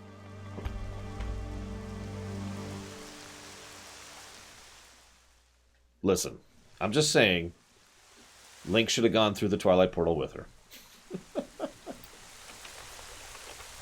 Okay, be real for a second. How many of you would have liked it if that was added to the ending? Seriously. If, like, she's like, I must go through, and then Link went through with her. Yeah, I got all of them, Poogity. This is my stand. Thank you very, very, very much, Chai Guy.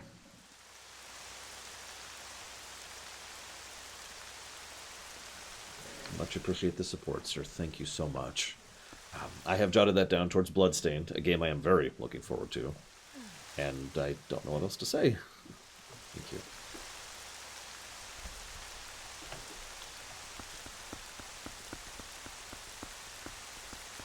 Amnesia who? Link has family in the Light World. No, he doesn't.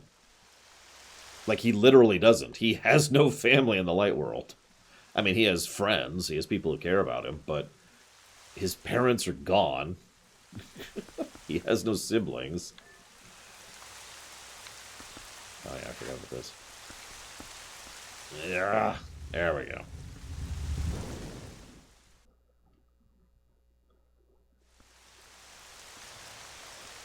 Yeah, Telma's trying to chase Renato, which is funny because Renato can't stand Telma.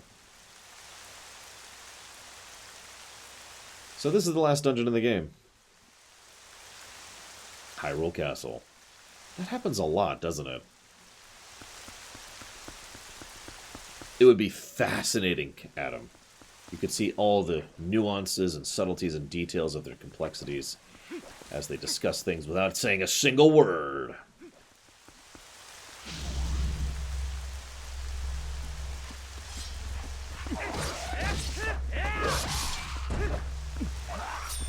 Come on. Come on.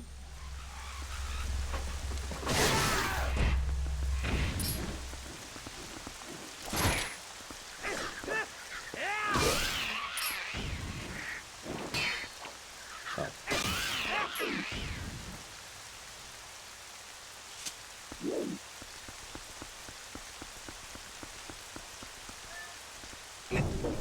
Yeah, I have to admit, I have a tendency to forget this dungeon even exists on replays.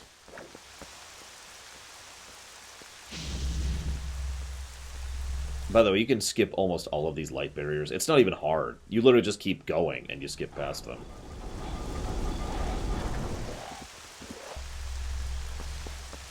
Yeah, it would be more accurate to say that this is a series of encounters. It doesn't have a lot of actual puzzle design. Obviously, there will be puzzles once we go inside.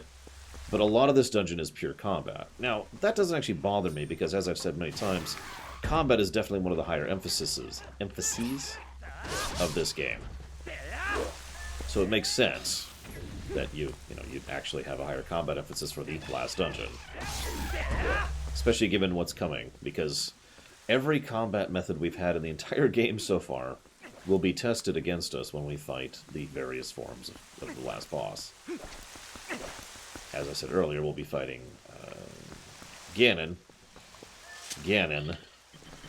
and then Ganondorf, and then Ganondorf, in that order.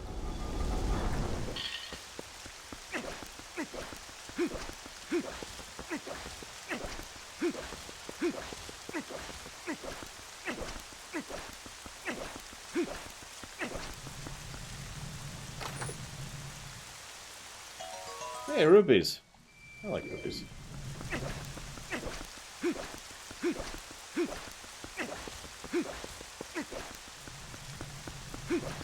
I also have to admit, and you can make fun of me for this if you'd like to, but I tend to hold up the final boss showdown setup.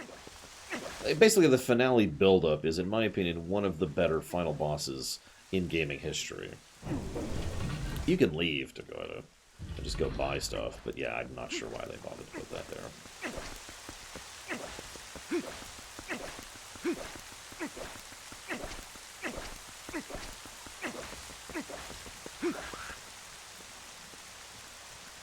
Huh.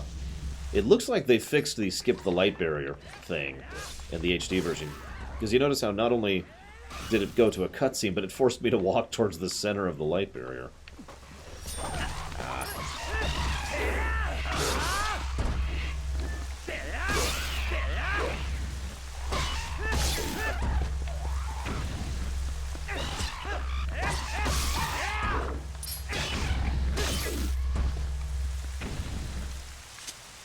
Pity. This is also probably a little bit too long of a section with no music, although I don't remember how mandatory what I'm doing right now is. I think I have to do this, because I have to do this to get a key. Pretty sure.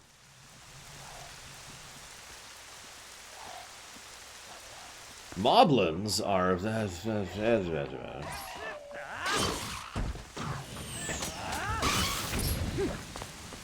We've actually talked about the Moblins briefly.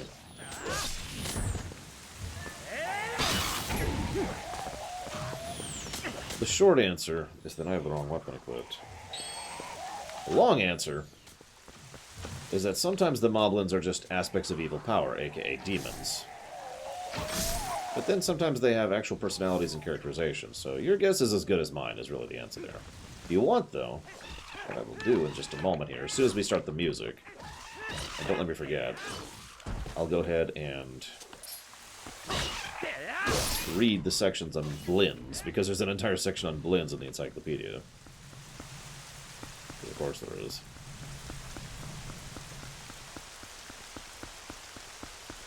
Right.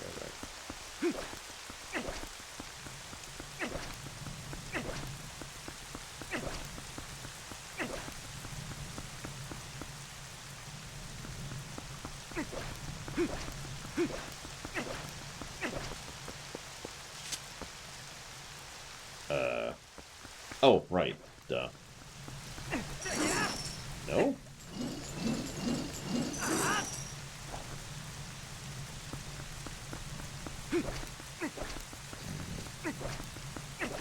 Alright. Here's a... Okay.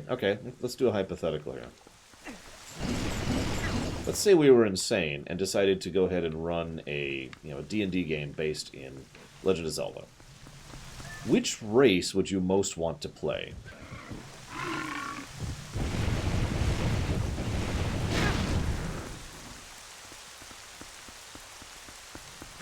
Let's assume for a moment that Hyrulean is not allowed. You cannot play a human.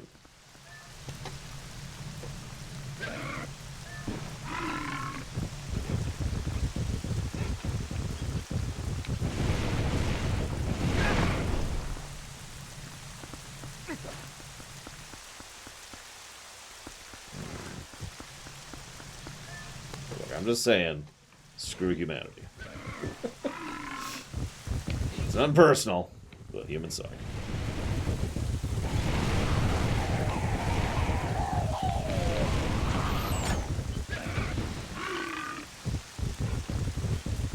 Hang on, Shikor. I think I'm gonna have a heart attack and die from that surprise. Sorry. A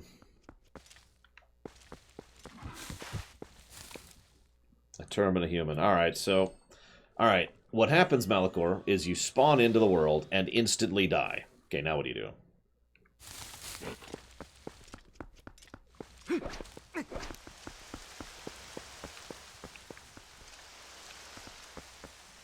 I forgot where it started. Bottom, okay.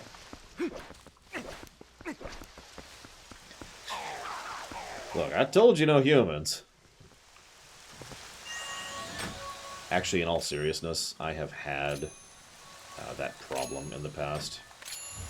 Where I've, before we've started the game, someone's like, oh, I want to play as such and such, and I have explicitly made it clear you're not supposed to play such and such. And explain my reasons why.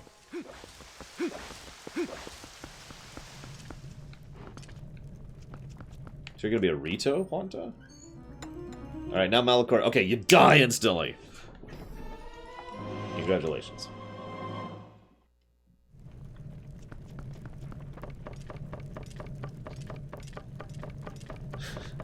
Also, no male Gerudo.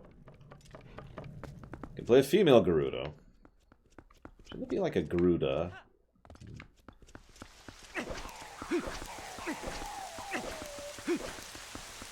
I am surprised no one said Goron, which would be one of my first picks. But then again, I've always been really fond of the Gorons. So, I'm a weirdo.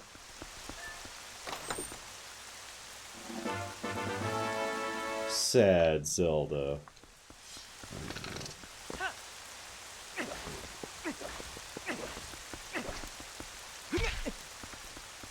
Hem.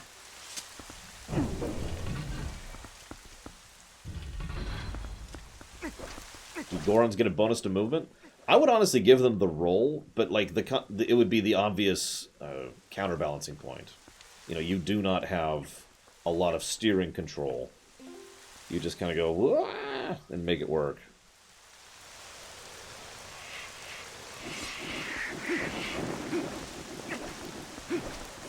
They're for the Me-topia, Me-verse thing, which doesn't exist anymore. Yeah, Gorons also can't swim, although obviously they have their own way of dealing with that. Okay, I must have missed something. Let's try this again. I mean, yeah, there's racing board games, which are just weird. Basically, you roll for exactly how well you steer and how far you go every turn. It's interesting. Yes, there is a Nintendo Direct tomorrow. I forget when. Can someone do me a favor and tell me the exact time of day that it's happening? There it is. I knew I missed something. Nope. Huh.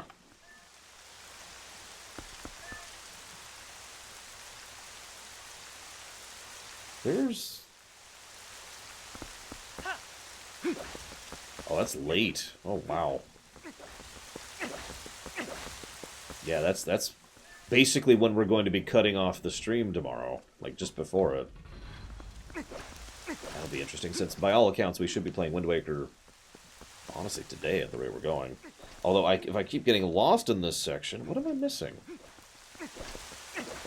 Yeah, they keep saying they still have Smash characters they have to announce. That's probably going to be part of it. Oh yeah, by the way, I suppose there is a little bit of characterization I can mention for this section. This is probably... Really? They respawn? This is yet another example of the decadence of Hyrule. This, whether this is deliberate or not, that's a matter of opinion, but this is not a good castle, by any measure. I mean, yeah, it's kind of filled with blins right now, but the fact remains. This is a castle designed to show off, not to actually be useful.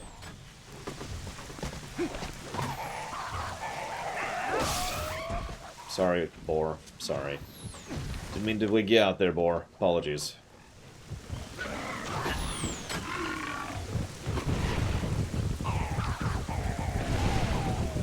I mean, we've talked about it before, yeah. Hyrule is at an era of unprecedented peace at this point in history. So it makes a degree of sense that they would, you know, be soft, basically. Really low on arrows. I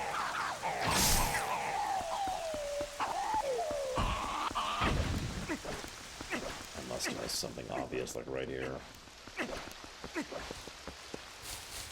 I'm not that limiting, Myron. I just don't want you to play a human. Damn it, man. There's like 50... Well, that's not exactly. There's like 24 races in Zelda. And then there's humans. Except they're elves. But they live like humans, so they're humans. Why would you... Okay. Here's a bonus question. Why would you want to play a human in a Zelda game? Let's just ask it from that perspective.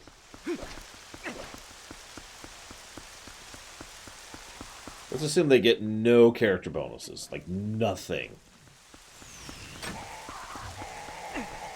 Oh, that's the wrong button.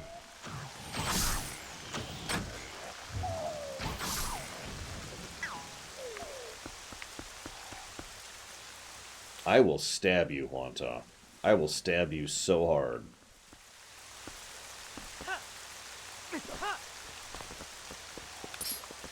No, you cannot play Astolfos. Actually, I take that back. You could totally play Astolfos. That would be kind of cool. I like that idea. So there you go. Astolfos are allowed.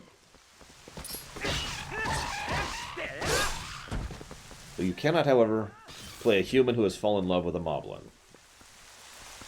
Because what the hell? Is that all of them?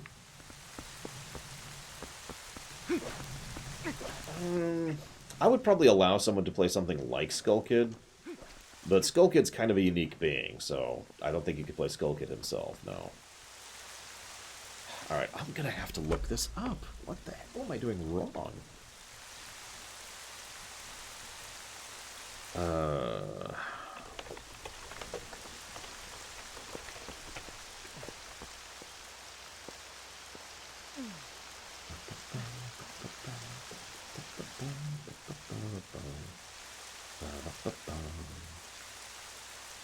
Yep.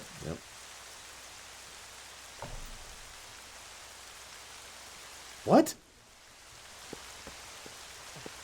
Okay, this is really weird. This is actively weird at this point.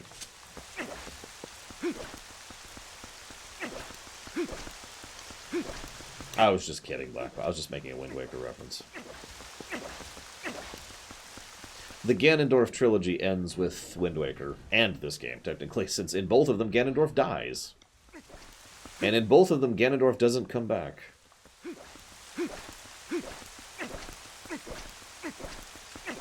That was not interesting.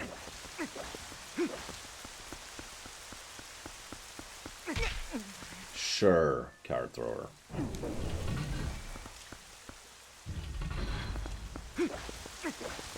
One thing I think would be kind of cool in a Zelda, pen and paper game, is you design yourself, and then you'd have to, you design your character, and then you'd have to design, well, you wouldn't have to, but I would like it if you designed your Dark World equivalent.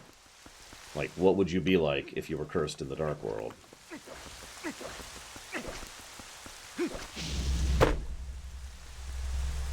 So this is what I was trying to get to happen this entire time.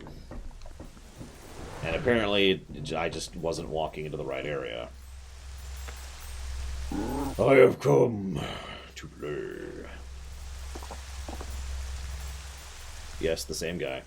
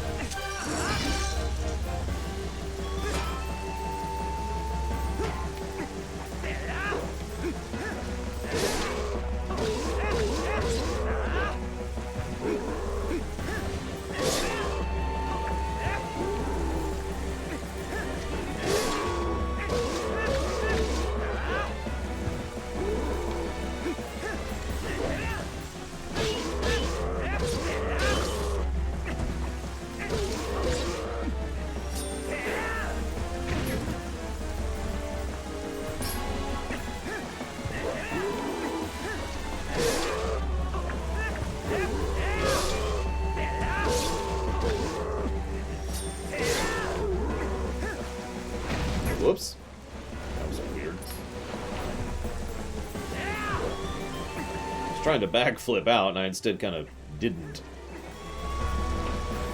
Notice he hits really hard, by the way. I think I mentioned that already.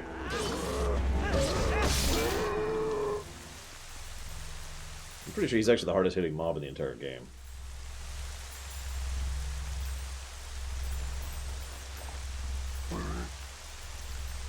Enough.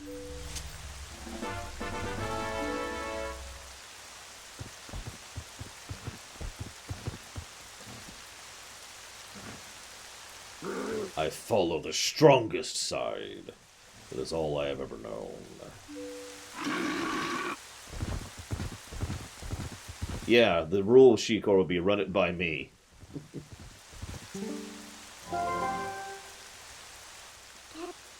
He spoke. Weird. But no, the idea would be similar to the general idea presented in LTTP. You know, it's supposed to be a reflection of a part of your core personality. You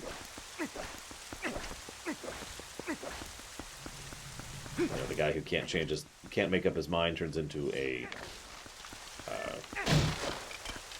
ball. Link turns into a fluffy bunny. Ganondorf turns into a giant pig monster, etc. That's a good question, Card Thrower. If I was to actually run a Zelda game, what I would probably do is eject the Zelda timeline in its entirety. And just run a game, for lack of a better way to put it, based on Zelda. You know, so it would have Zelda concepts and Zelda ideas, but it wouldn't actually be set in the timeline anywhere specifically. Makes sense? However, if I had to set it in a particular point in time, immediately after Twilight Princess is not a bad spot. Especially since, as was just mentioned by Wilson in chat, Hyrule has enemies for the first time in a very long time.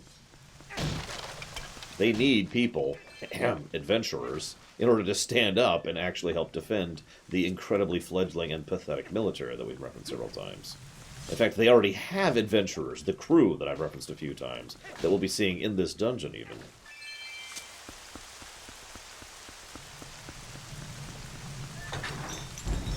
Welcome back, Hushy. Alright, you can play a Zelda character, but it can't be a human. What race do you play?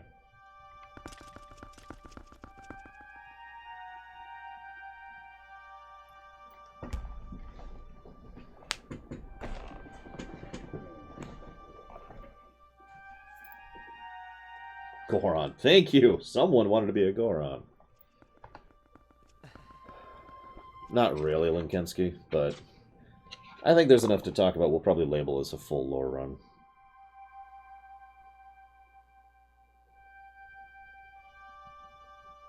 There they are, 102.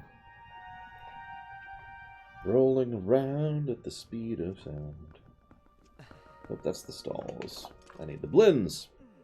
Demonic creatures who have existed since ancient times. They are great in numbers, greater in eras where a demon lord or demon king rises or reigns, obeying those demons who wield the most power.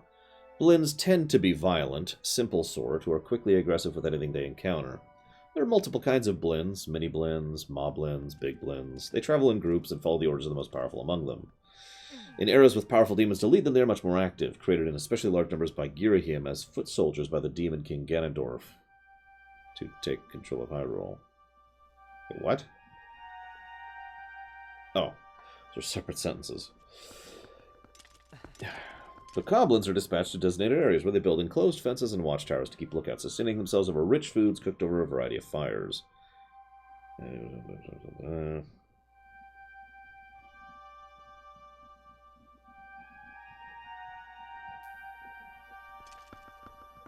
And just here's a various blends throughout the course of the series.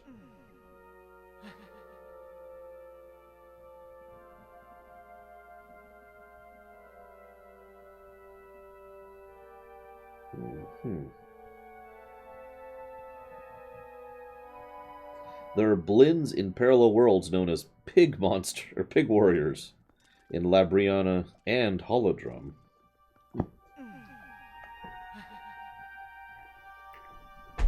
Oh yeah, that's a long-term problem if you think about it, Dream Whisperer. Whoops, can you play as a Sheikah? Sure, I'd be okay with that. Damn it, card thrower! I always knew you were evil. Did it again.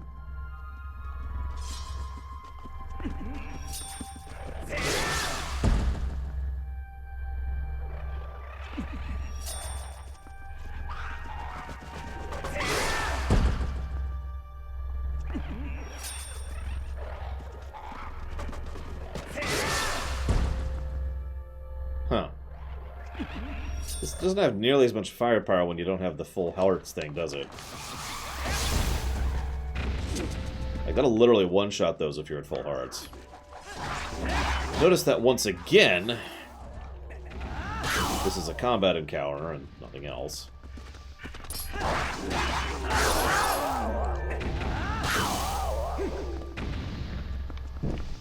Like, relative to all fiction, hyperspeed, pretty low.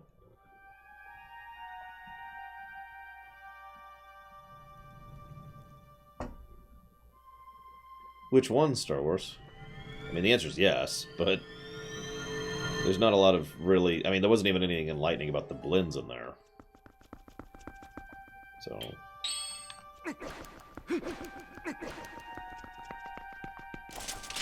Actually, I'm not sure the Darknuts were in there. Whoops.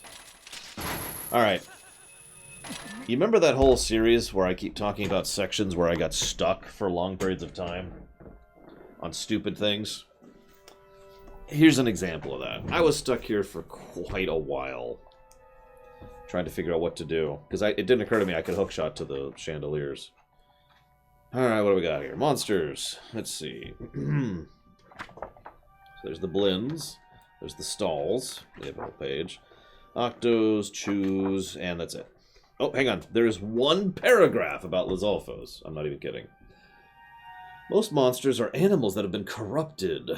Lizalfos will stalk forests, plains, and mountainsides, attacking all who approach. Some do so with little purpose, while others are trained and organized, like soldiers. What was the other one you asked? Oh, yeah, the armor. Not listed. So, no, would be the answer there. Hang on. Let me look up the database on Darknuts. Thankfully, this is alphabetized, so that should be a little easier.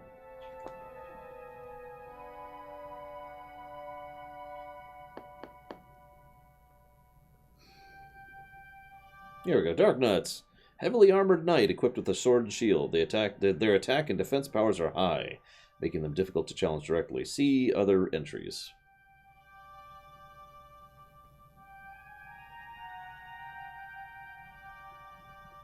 Ugh, excuse me. Hey, Dead Hand. This toothy, long-necked abomination lurks at the bottom of the well in Kakariko Village and serves as a mini-boss for the Shadow Temple. Their countless pale hands reach up from the underground to grab anyone daring enough to set foot in their domain. If Link is caught, Dead Hand will appear in earnest, splattering what looks like blood. With any luck, Link can wriggle free of his grip. Yeah, there's not a lot on this. Ahem.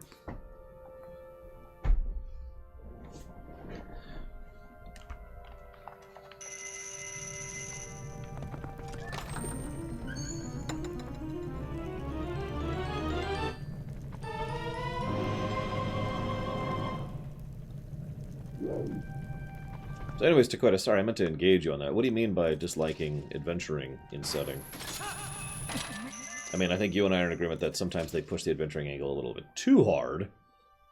Faerun.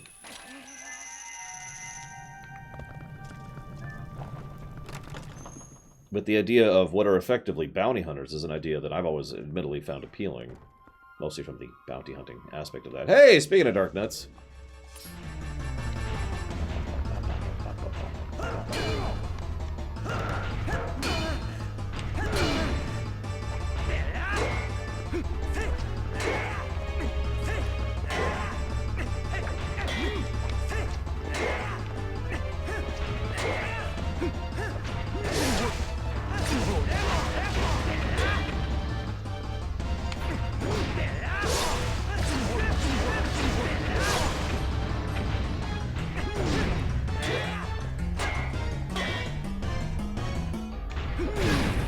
Really?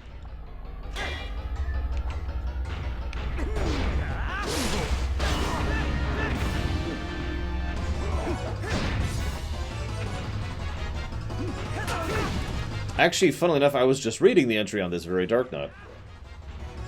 It said they are purely cosmetically different. Seriously. See, that's why I've always liked the idea of the Guardian concept, Dakota. You know, each town or each region having its own Guardian or Guardians. And they're in charge with dealing with the regular, everyday problems that, like, the regular military isn't dealing with. So the military, the standing army, doesn't have to stay standing, if you follow me. Help on mobilization. See Breath of Fire 2, or Lufia 2. I'm trying to think. There's been a few games that have used that concept. I'm not going to make a joke about that, Malachor. I just want you to know that. I want to.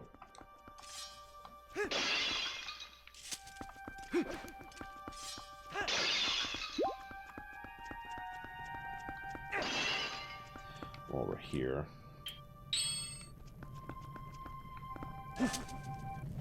No, I'm not going to do the joke. I'm not going to do it.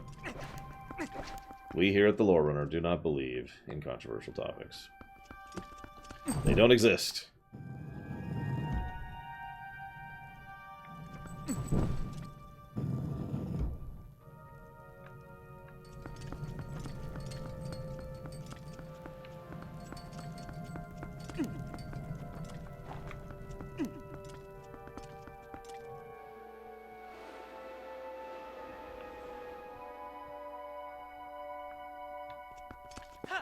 Yeah, I didn't think so.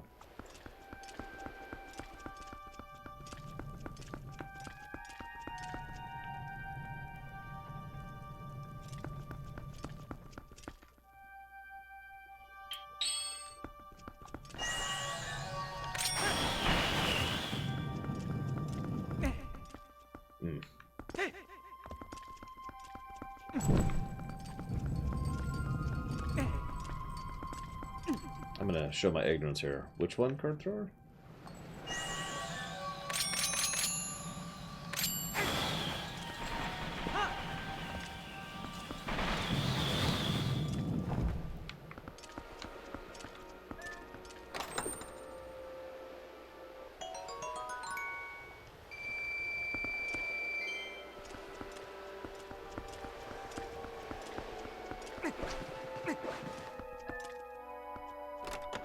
Also, I like the music for this place while we're on the subject.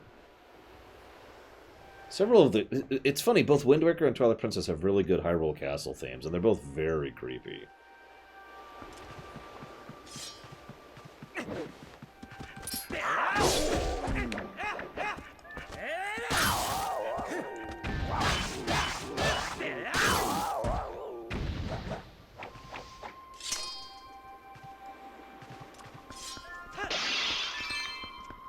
Rupees, goud.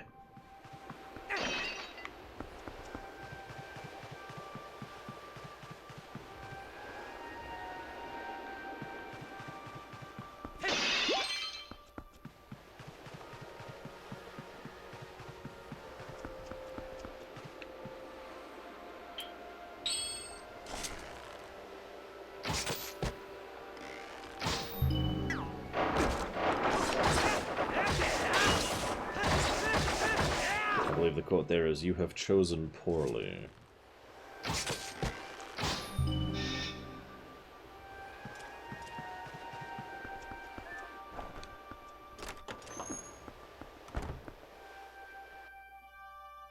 Oh, this fight. This fight can kind of suck. Oh god, you're right, there is Bragwin. That would fit with the whole Decadence theme. Yeah, let's pull this out. And I guess that's it.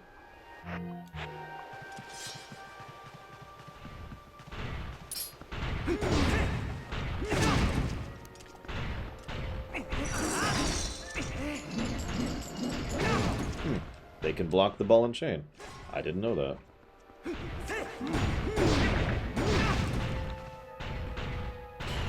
Okay.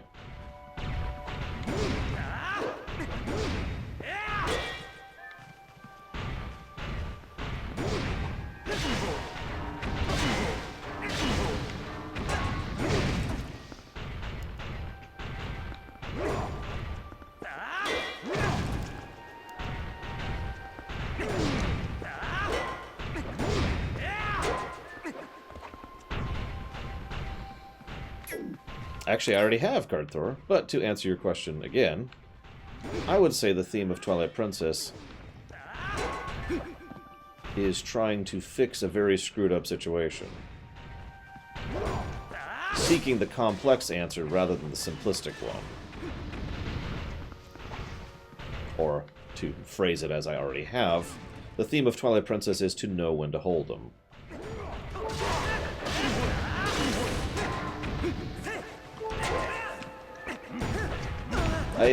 Come on, backflip! Jesus Christ, Link.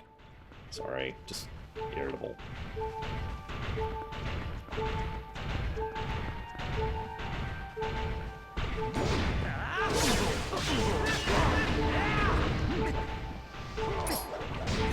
No, no. There's one fairy wasted.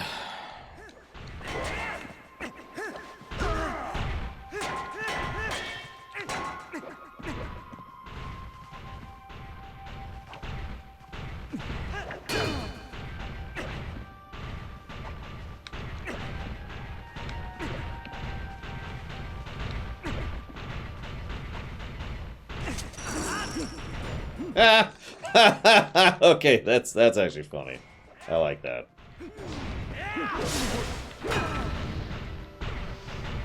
I knew it was this.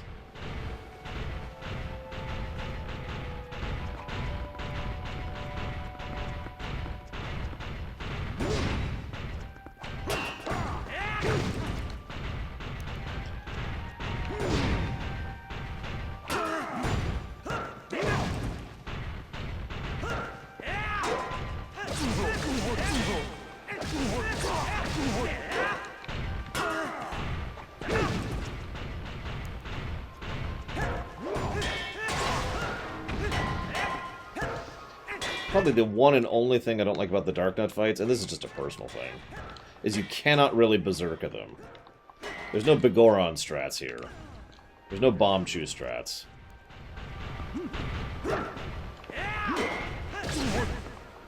You have to basically counterattack. It's really the only way.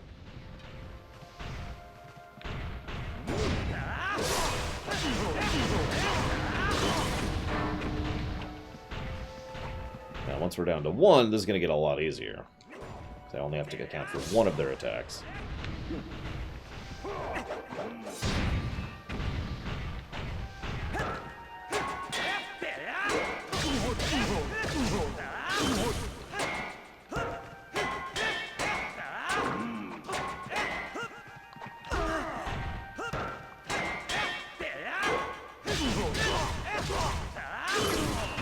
So anyways,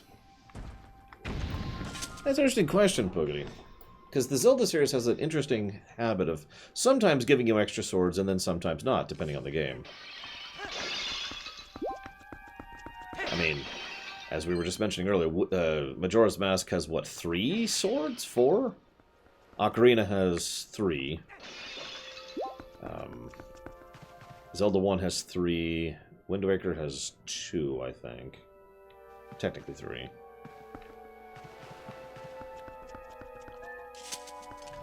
This one has 1. 2, sorry. Wait, no, this one has 3, doesn't it? Never mind, this one also has 3. My bad. Ignore me. Ignore me. I swear there's a Zelda where they only really have 1.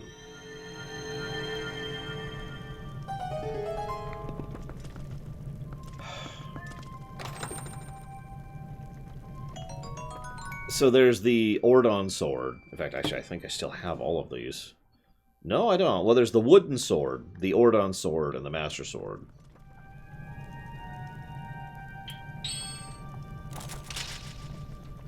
Minish Cap very technically has 1 sword. That is a true statement.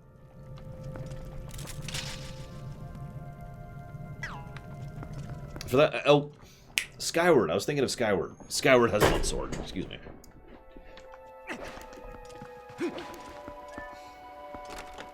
I shouldn't say that so different. I'm pretty sure Skyward has 1 sword. Because you start off with the Goddess Sword, I think. Alright, so I haven't given a lot of story negatives to this game. But I hate the scene that's about to happen.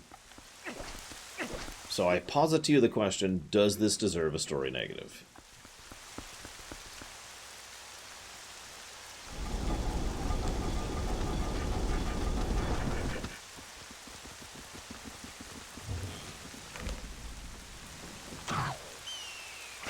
Oh no, we're dead. If only there was someone who could help us take on 4 guys. 5, excuse me.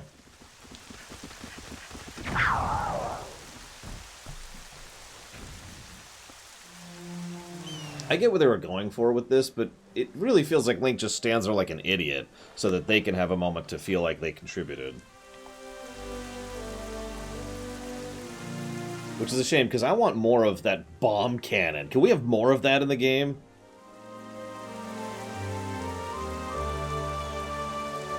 I know that feeling, Gum Gum. Not personally, but...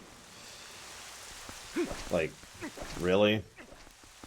Especially since this entire dungeon is a big combat slog.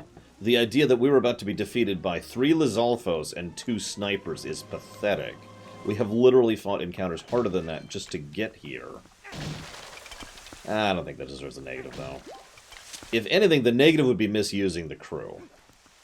Because it's a cool idea that they never really do anything with. They're basically just there to hint at where you're supposed to go next. And the only time they really get involved in the plot is the scene you just saw, and that's it. We're gonna help too, and then we're never heard from again, bye. Now, I know that this was a GameCube game, and, you know, limitations and blah, blah, blah. But, you know what would be really awesome, in my opinion? So, there we were fighting the 2 Darknuts in a row, which, in my opinion, is actually the hardest fight in the entire game. And what if they had gotten involved there? And, like, one of them was helping distract one of them, so you only really have to deal with the other one at a time. You know, just something like that, right?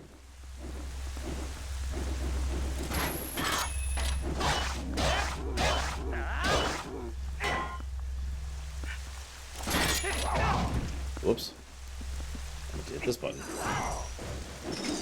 Oh, wow. It didn't do any damage to him. Holy crap. The easy way to deal with this.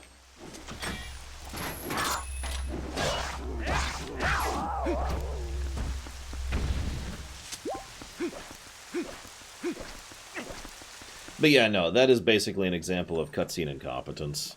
But it's a really minor example, so I don't think I can give a negative for it. Damn it, I can't give a negative to a game. My life is over.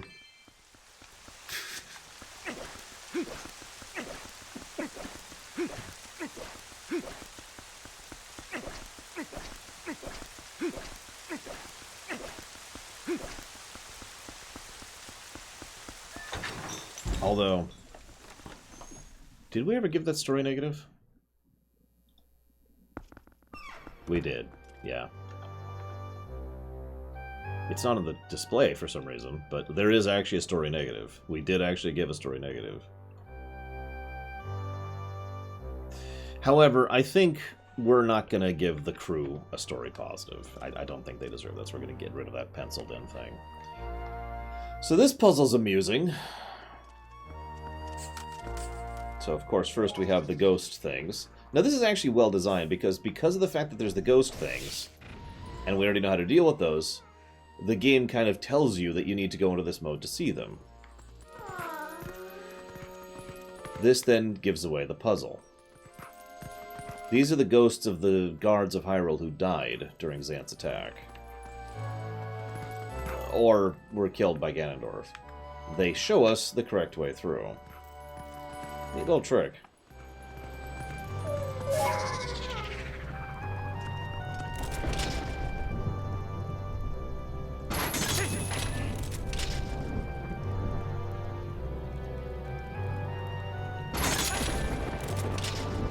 Note the music is swelling, very ocarina. Okay. Come on. There you go.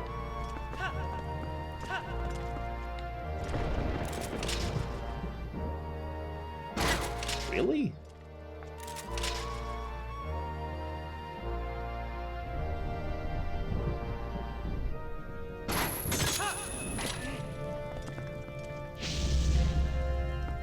Oh no, guys. 2 Lizalfos!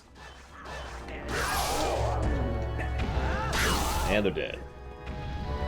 And no, I did not poke it.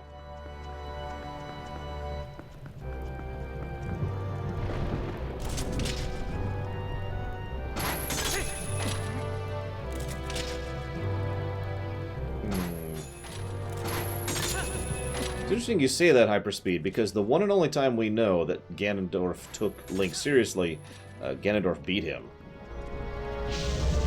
So, I think that answers the question right there.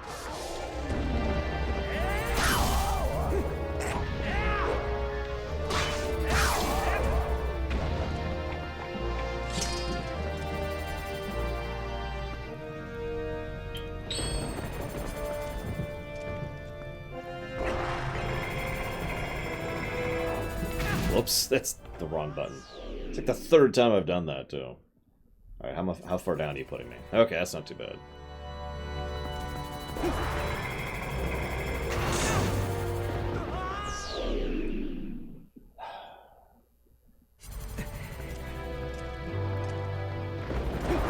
Funny, I had the timing perfectly the first time, and then I hit the wrong button.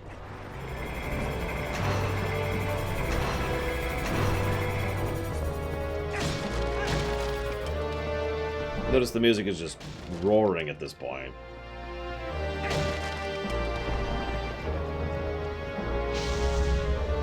One more Darknut.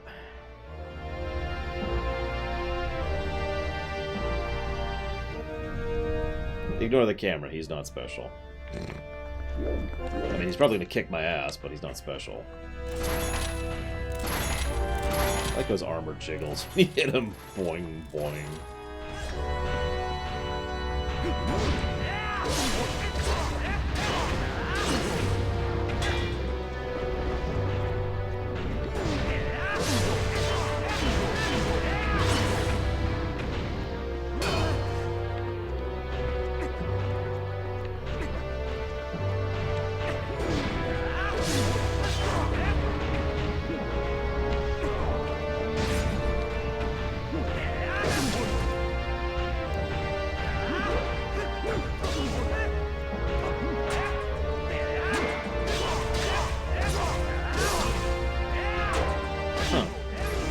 Did you know you could berserk these guys? I just discovered that. Like, I suspected it after the last fight, but I just proved it.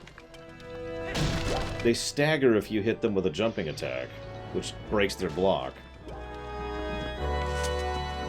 Huh.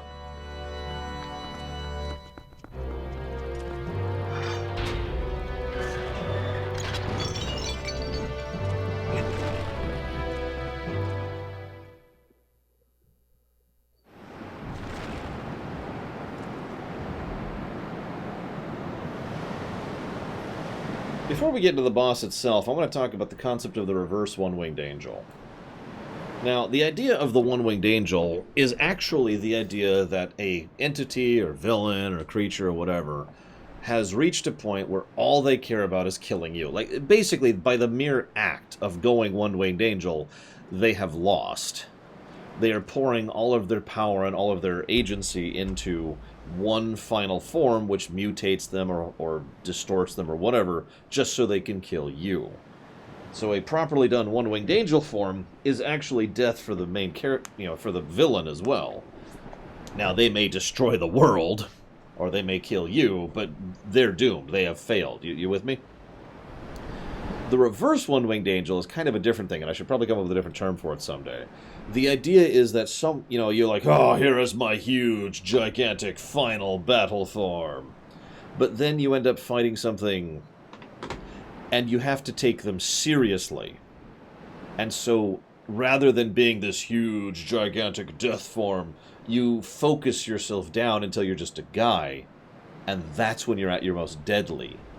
In short, it's the idea of, oh, I have to treat you seriously. That's what Ganondorf goes through here. He starts off possessing Zelda, then goes to Ganon form, then goes to horseback, and then you fight him on foot when he's finally taking you seriously. And it tests basically every form of combat this game has to offer across these 4 fights. Of course he would knock down the statue's head.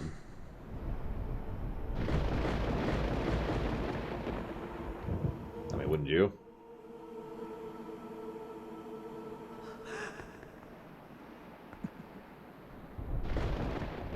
Welcome to my castle.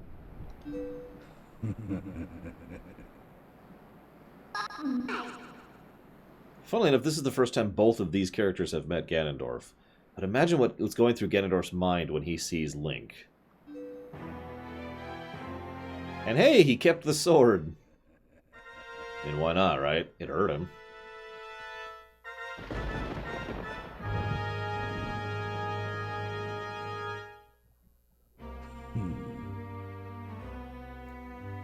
I've been dying to meet you. Your people have long amused me, Midna. To defy the gods with such petty magic, only to be cast aside. How very pathetic. Pathetic as they were, though, they served me well. Their anguish was my nourishment. Their hatred bled across the void and awakened me. Sure, I drew deep of it and grew strong again. Your people had some skill, to be sure, but they lacked true power.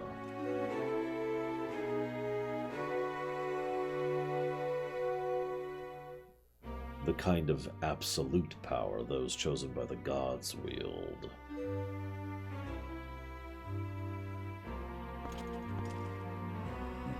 He who wields such power would make a suitable king for this world, don't you think? Such conceit. But if you're the one of the chosen wielder's power as you claim, I will risk everything to deny you. Shadow has been moved by light, it seems. How amusing.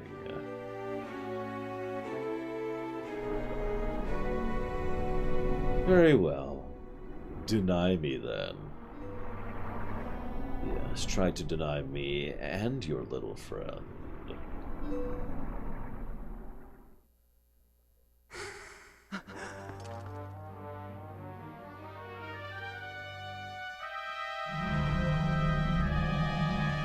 Small but interesting point. Ganondorf took out the heads of all three goddesses, not just the two that are not Din. I doubt he knew hyperspeed. And of course, Midna doesn't want to hurt Zelda. Why would she? Notice the marking slowly growing on Zelda's face there.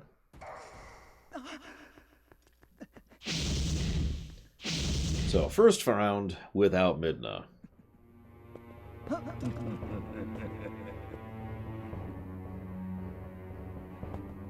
Both of you.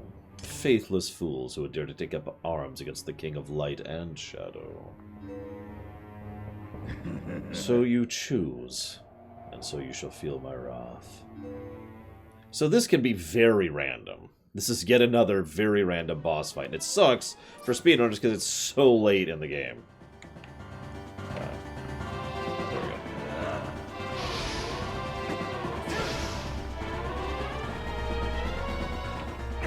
we go. No, come. No, not even a little bit. 0%.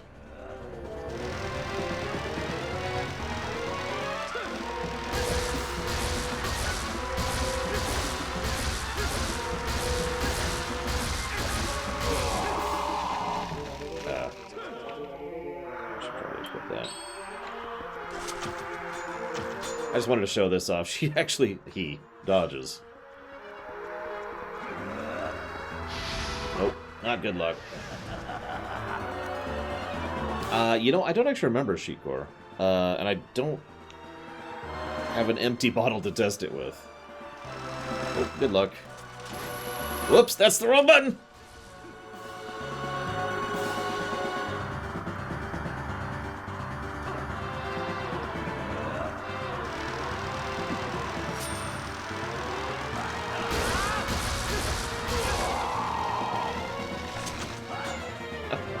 Die, Zelda! You don't belong in this world. Yeah, he can use light magic as much as he wants to, Malachor. Ganondorf uses dark magic mostly because he wants to, not because he has to. He can do whatever the hell he wants to. He just has power.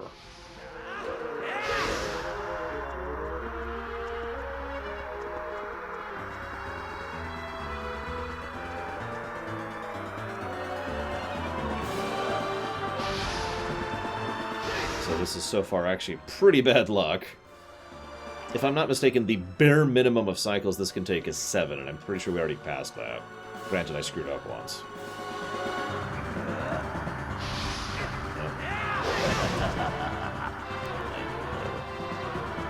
Take too long to unselect and then dodge out of the way, so screw it.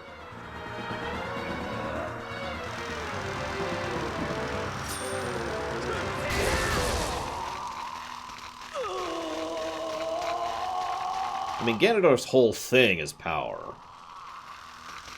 It just depends on how much skill he has backing it, which varies depending on where he's at in his timeline. Now, there's actually several ways to fight this boss fight. I'm going to try and show off at least 2 of them that I know of, off the top of my head.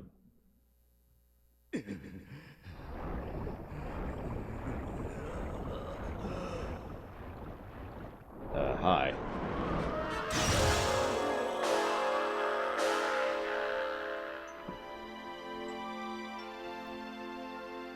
Yeah, they reused the what is it called, Dead Man's Volley or whatever, a lot in this series, ever since LTTP. So now he's gonna go full one-winged angel form. But I like this. I love that pose right there. I love it. We got this.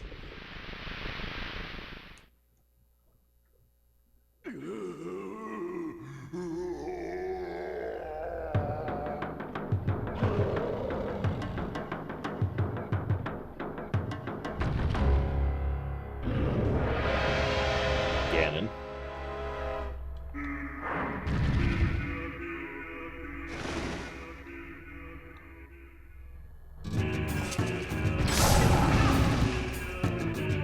So that's method 1. Didn't do it quite right, but you can kind of see how it works.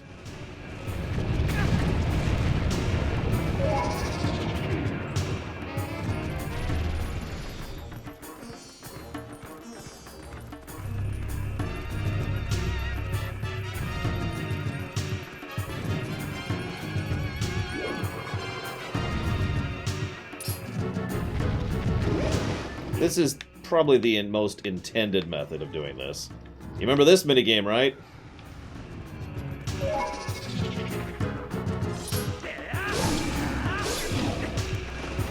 Oh, humanoid, definitely. Gotta go.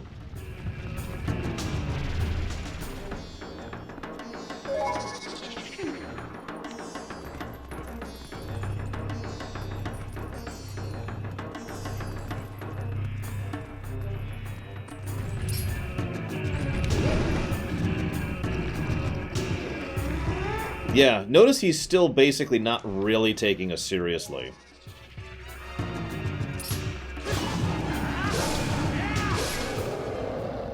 Yeah, I already did that, Boogity.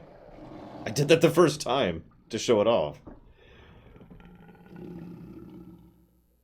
I just wanted to show off the wolf form, because it's pretty likely the intended way to fight him was with wolf form. So now he's going to start taking us seriously. And this is actually pretty awesome, in my opinion. Remember everything I mentioned about how powerful the fused shadow was, and how much it was capable of doing.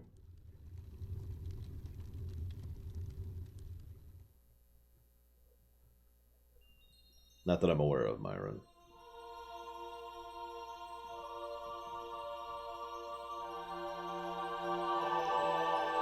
So there goes the Triforce of Wisdom. Convenient timing.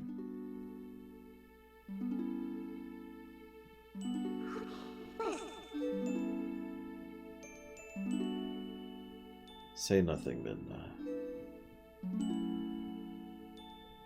Your heart and mind were as one, however briefly. Such suffering you have endured.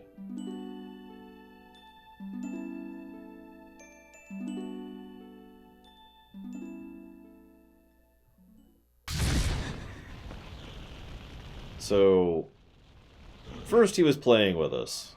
Then he was angry. Now he's actually trying.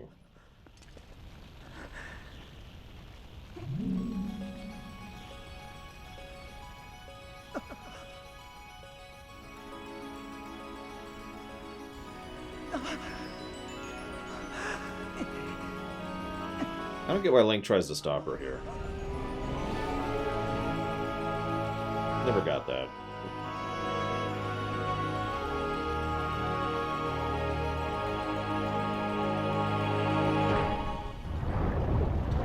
Notice how much more refined her control is, even though this is only the third time she's used this.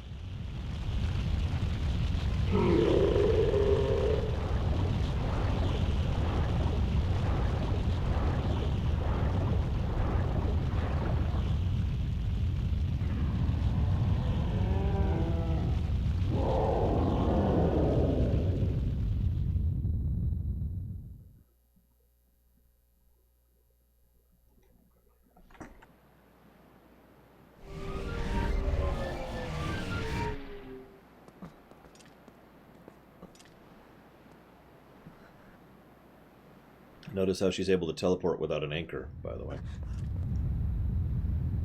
So,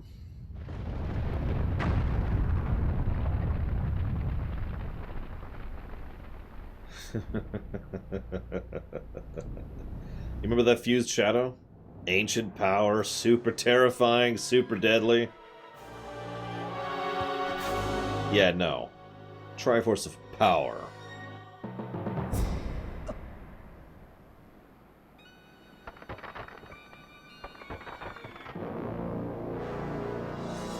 Now, he is officially taking us seriously. And notice how he's back in his humanoid form when he's really trying. Like I said, reverse One-Winged Angel concept here. Now, I usually suck at this fight, so we'll see how long this takes.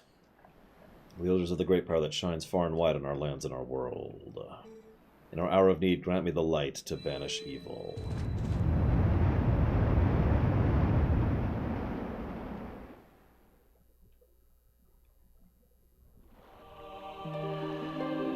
Still creepy.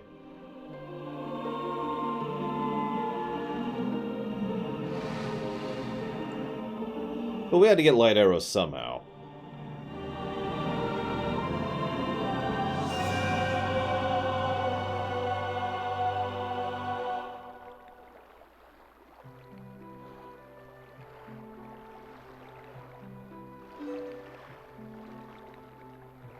In Metroid 2, Nero says. Lend us the last of your power. The last of it? What? No, I'm fine. I can do this for days, yo.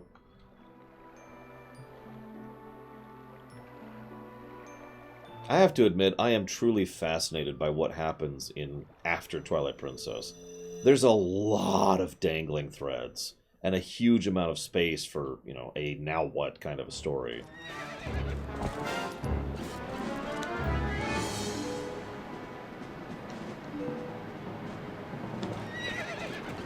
Nope, we don't control the arrows. She just shoots based on range.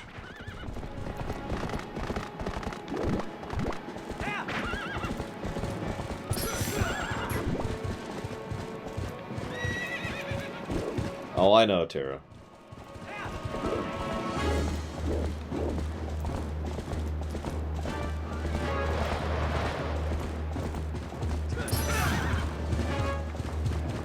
Oh yeah, you can be knocked off, by the way.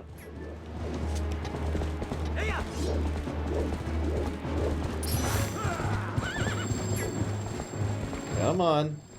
There you go. Nope, she missed. She missed. Oh, she did. Dodge.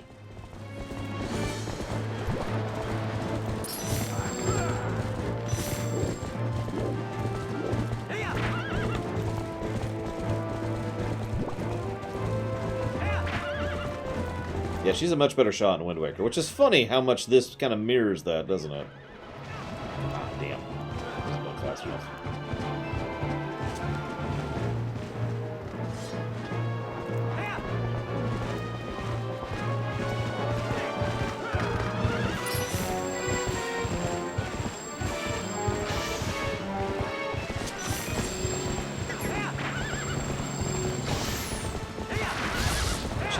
once yet. There we go.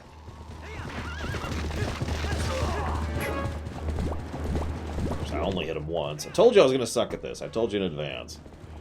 Warned you.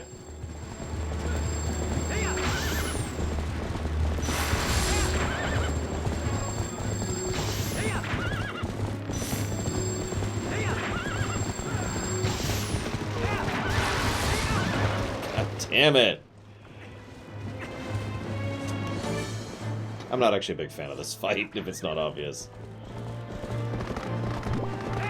Yeah, the next fight is awesome, but this is my least favorite of the 4 fights.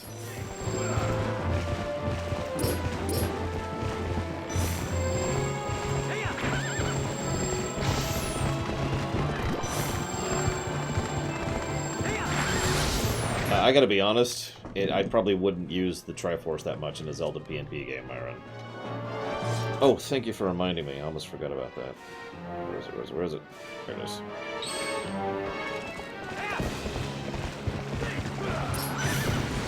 Dang it!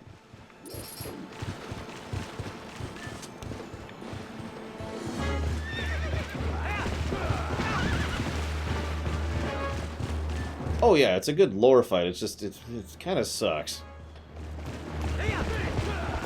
in my opinion, obviously. There we go. Oh no, not yet. There we go.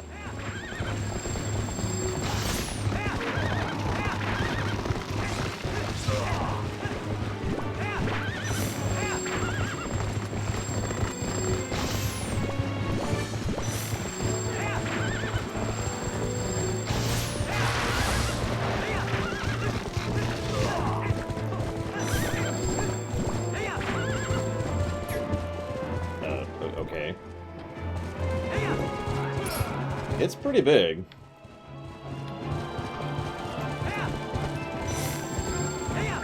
I don't see why not card throw.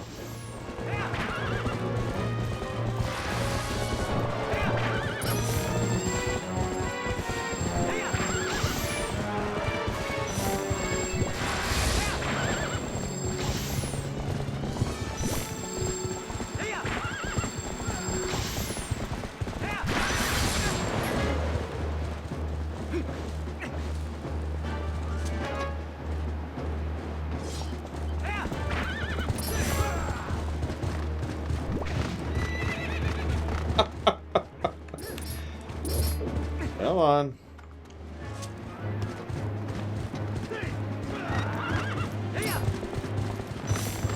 I've been trying to hold it steady and to not boost. Okay, let's try not to boost at all, see what happens.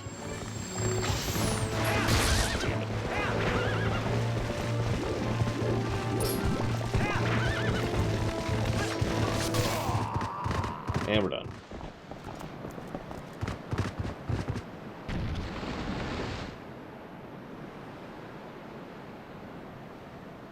Alright, I have to do the silly thing, and we'll do the silly thing at the start.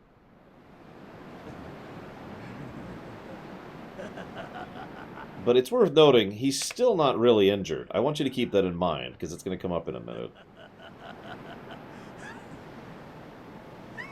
An impressive-looking blade, but nothing more. Would you hear my desire? To take this foul blade and use it to blot out the light forever.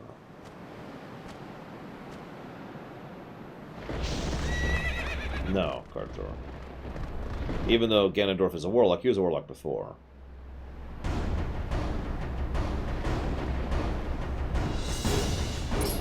So, funny fact.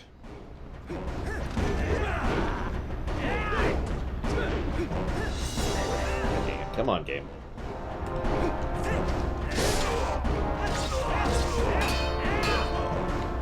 Okay, now he's not doing it. He has counters for most of your sword moves.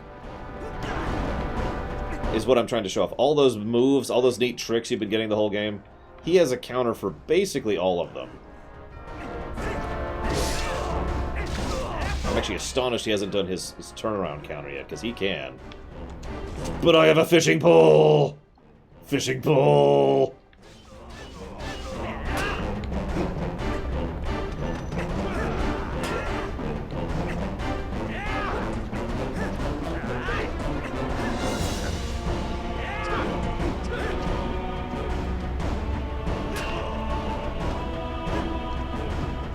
Oh, apparently the mortal draw hits him. I actually have never tried that. Sure.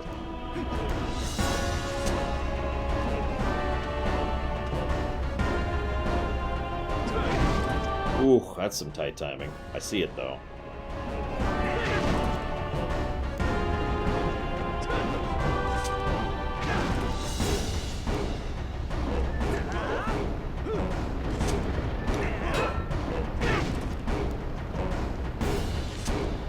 Just gonna get hit a bunch trying to do this.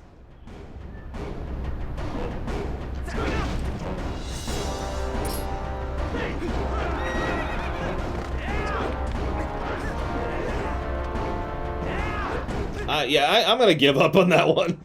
Either I'm getting the timing wrong or I'm just an idiot. Oh, jeez. Get some camera control of your game. There we go.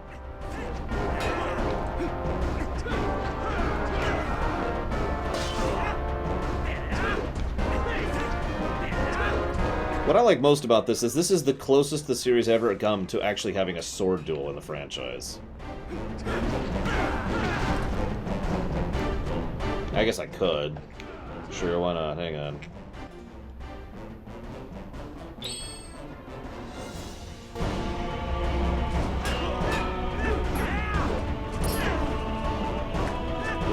Watch my rupee count when he hits me, by the way. Come on, hit me. There, see? Now, I would say this comes closer to a sword duel than the Wind Waker final boss, personally. Don't mistake me, I like the Wind Waker final boss, but that's more about trying to get him into a position so she can use light arrows than recovering her. And so forth and so on. Just don't think about it, Loner. Just don't think about it.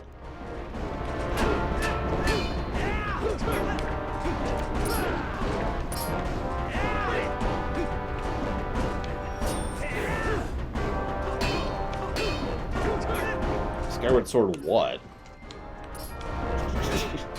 Skyward Sword didn't have any sword. Well, that's not true. Skyward Sword had one sword fight against Girahim. I'll give it that. But not against Demise.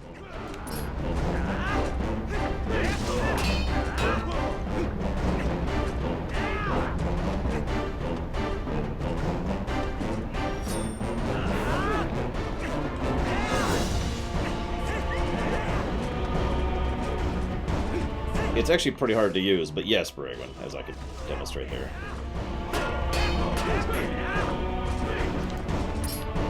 Notice how which moves he uses and which counters he uses changes as we go throughout the fight, by the way, while we're on the subject.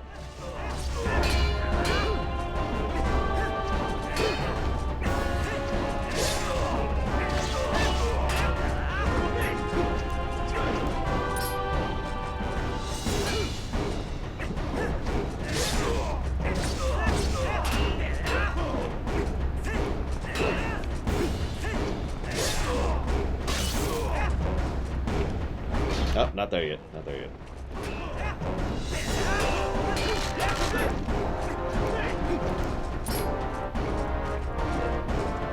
I mean, Breath of the Wild Link is really proficient in a lot of things, so he's got a lot going for him. So this is the most reliable strategy I know of.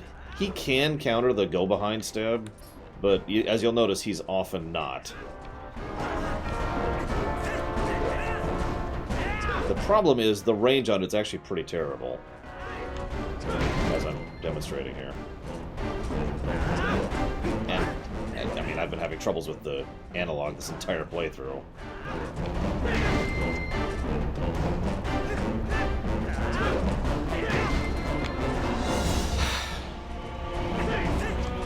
There we go.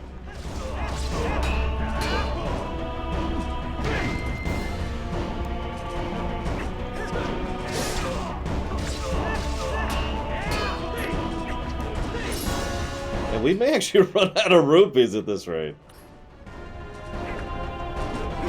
Oh yeah, notice he has more reach on you, by the way. That's another thing to keep in mind. His sword is almost double the length of yours. When I run out, well, we may actually show that off at this point. You get massively debuffed if you have this thing and no rupees on.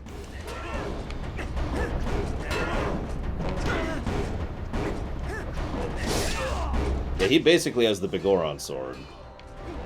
So do you guys think I should do the bug for the ending? Ah, screw it, we're gonna do it. We're gonna do it.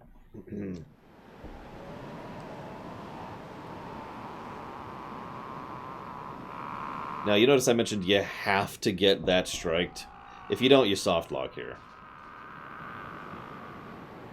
Now, it's worth noting this doesn't kill him.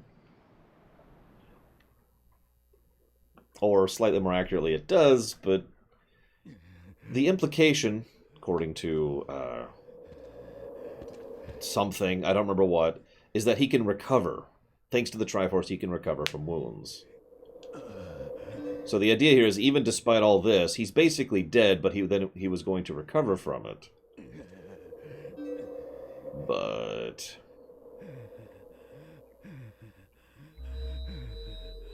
that happens. Not explained, don't ask.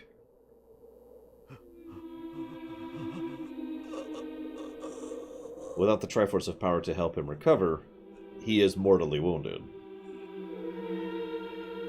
Never explained. Even the director doesn't know what's going on here. So, don't ask me to explain that. I have completely given up on I've come up with so many theories over the years to explain the Zant scene, until I saw the interviews about how even the creators of the game don't know what it means, so screw it, I don't care. And Ganondorf dies on his feet.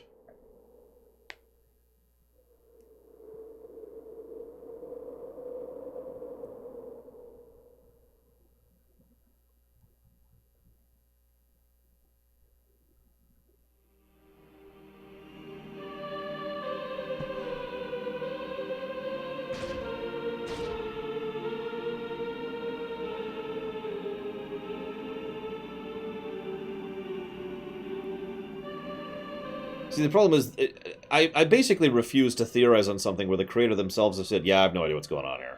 Thought it would look creepy. No. You have lost the right for me to care enough to speculate at that point.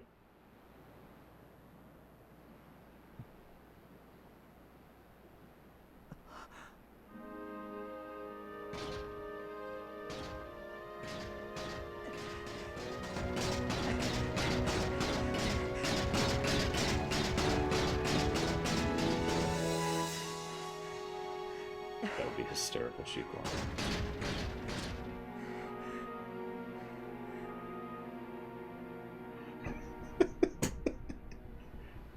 So, Midna.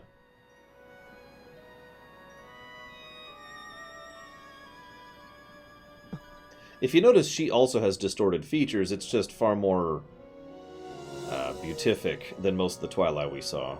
But she still doesn't look completely human. Or humanoid, even.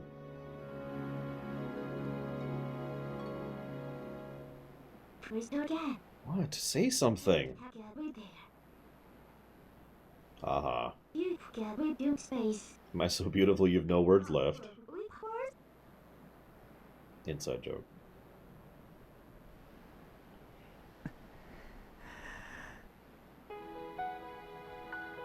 And then they live happily together forever. And she definitely doesn't destroy the mirror. The end. Gosh darn it. That is basically Twilight Princess. I don't have much else to add here. But I do absolutely want to give a gameplay plus for that final boss round. That's just such a great fight. I love that fight.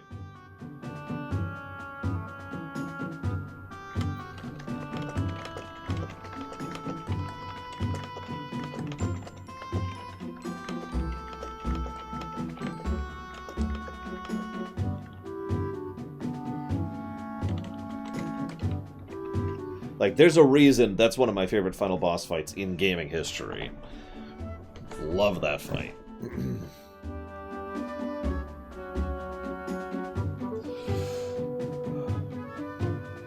Yeah. So, I have a potential story negative there that says ending inconsistency. What that specifically means is,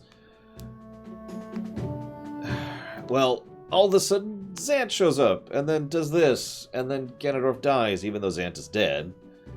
And Ganondorf isn't connected to him, especially since the Triforce's power is gone, and there's no explanation for why the Triforce's power is gone. And again, and I have to re-emphasize this, even Aonuma does not know what the hell is going on in that scene. Like,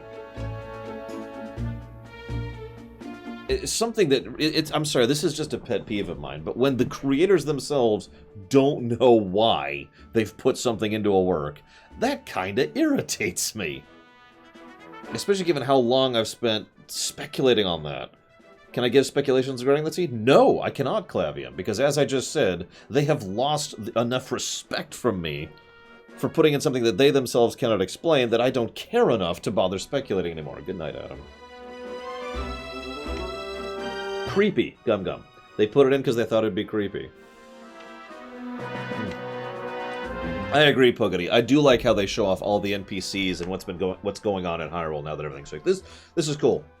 It reminds me of LTTP's ending. But yeah, it comes across as more confusing than creepy. I agree.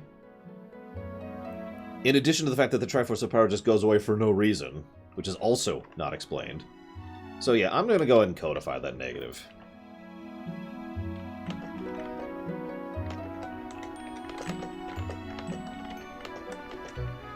If I was speculating, I would rewrite the scene to make more sense.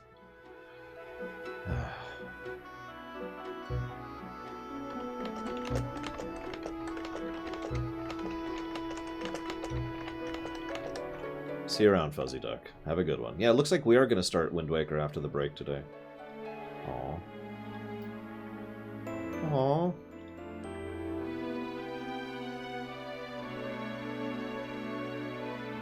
So what are we at?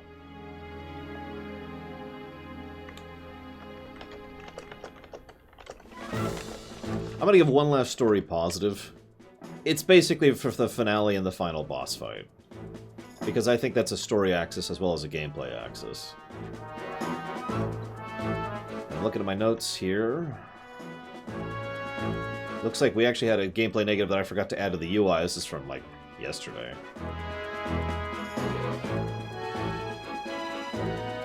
Yeah, we'll see, Malachor. I don't know. This is a good game. What do you want from me, Boogity? I love this game. I unabashedly gush about this game. And it's funny because there's several things about this game that I hate, like actively dislike, and I still love this game. I really don't like the art style. I don't like the bloom. I don't like the way the controls are kind of imprecise. I don't like the creepy weird factor that's just there. And yet, despite these irritations, I love this game.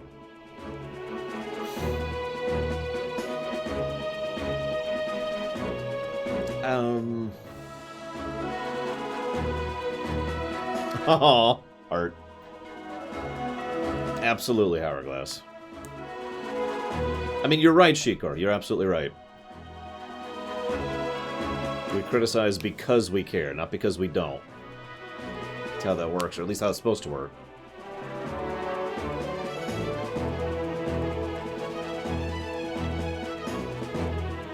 Probably Shadow Machine, yeah. Probably. The Yeti species will continue, kind of, sort of, even though it's never referenced again in any game ever. So, Takoida brought up the music. There are several songs I do like in this game. But I think this might be one of the only Zelda games I wouldn't give a plus for music. Because, oh hey, the kid's finally born. Because there's only really a few songs I'd like, and even those I only like, you know, above like, rather than absolutely love. And there's a whole lot of music that's just kind of there in this game for me. Like, it's just present. And then, of course, there's some songs I actively dislike. That's why I'm just kind of like... I'm hesitant to even give away the music plus for this one. It's not a game where I go out of my way to listen to the music from it, you know what I mean? In fact, I think there's only... Let me think about that for a second. 3 songs that I listen to like separate from the game. The song for the Sages, the song for the Arbiter's Ground, and the song for the Gerudo Desert, and I think that's it. Oh, and See, Midna's lament deserving of positive certainly makes a degree of sense, if not for the fact that they screwed it up. Oh, and of course there's the intro ditty, which is just amazing. So... I have never found an answer for why they did this. The explanation I've been given... Oh, you're right, Hourglass, I forgot that. That's 4 songs. I forgot about that one. It doesn't help that that song only plays twice in the whole game. And then, oh, it's cut to credits, we're done. No, okay. So I've never found a definitive explanation for why this happens. There's been a lot of interviews, a lot of material, a lot of information. Nothing ever has actually explained to my satisfaction why they put this scene in the game. Now, I have heard a speculation on the matter. And the speculation is they wanted to not have to reference the Twilight in the future, but to leave the door open for the Twilight to be in the future. Now, that doesn't make any sense to me, because the whole point of this is they're just chopping it off, and they have no way to get to the realm of Twilight. But, whatever. Light and shadow can't mix, as we all know, which is proven wrong by this very game. Like, I thought what would really salvage this scene for me, like really salvage this scene for me, is if she didn't break the mirror. She goes back, and there's this connecting realm, this connecting highway between the two realms. Bam! Ending fixed.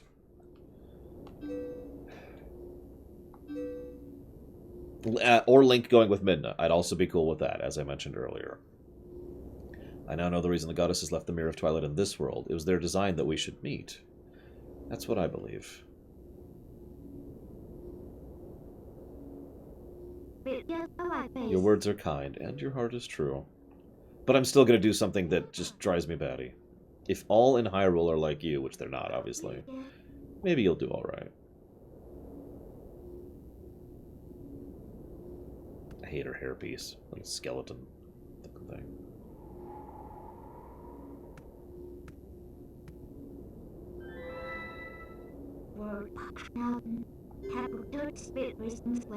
As long as the mirror's around, we could meet again. You have to... Why would you even say that right before doing this? God dang it, I hate this ending.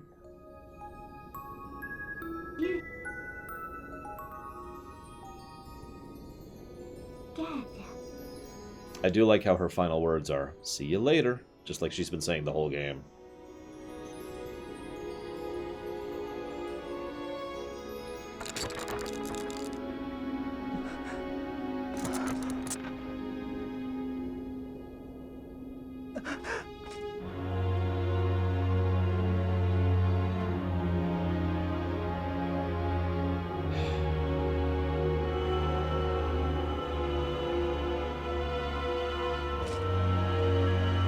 Alright, and then Link runs on with her.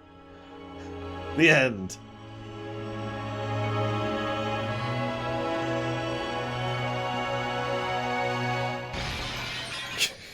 God damn it, I hate this ending. I don't think this is quite negative worthy, but I do actively dislike this ending. As Takoida says, it feels like they're just trying to make you feel for the sake of it. There's no proper explanation given here. There's no logic.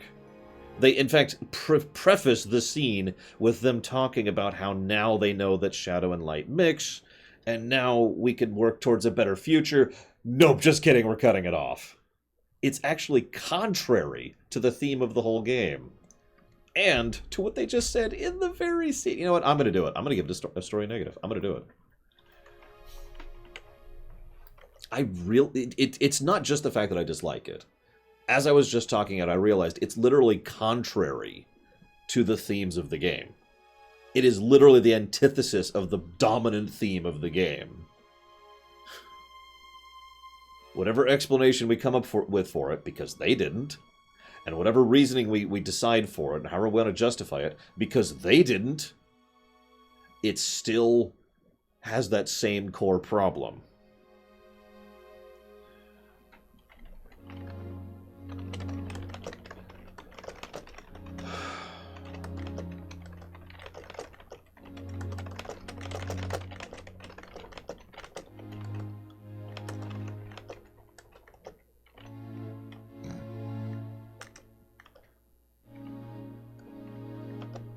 Oh, and the final reason I give this a negative is because it feels like they're going for a stab at emotion for no reason.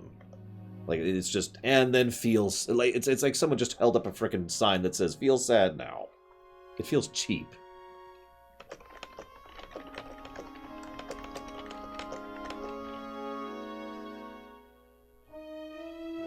So, negative to story. Now, I think that's it. I think that's actually it. Looking at my notes here. Lol, Gnarlex.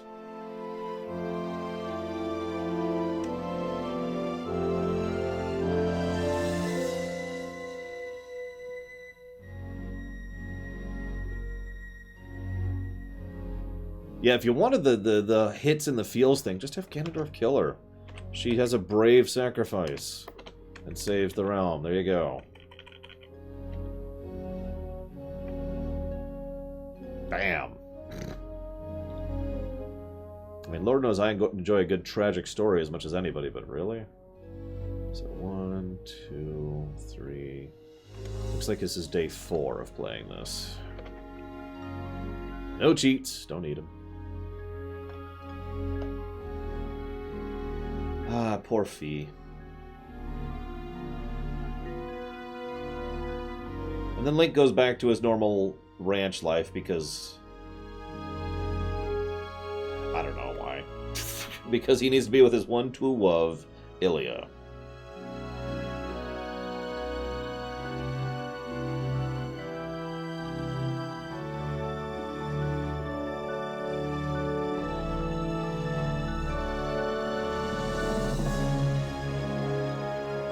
Still have the iron boots on.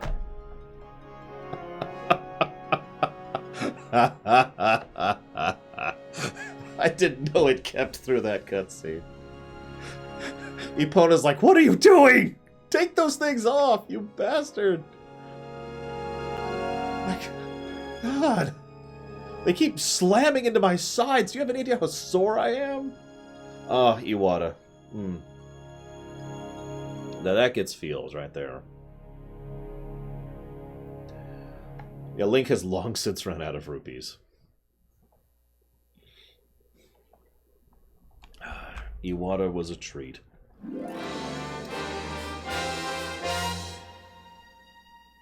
Seriously, that man was something special.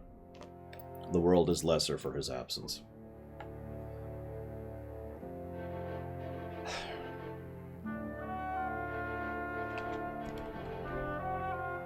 Can I skip this? Ah! That's the wrong button. Can't skip! Can't skip! I was actually just thinking, how do they fix the statues? Magic? I don't know. I wonder, do we have a producer credit for Iwata? That's actually an interesting question.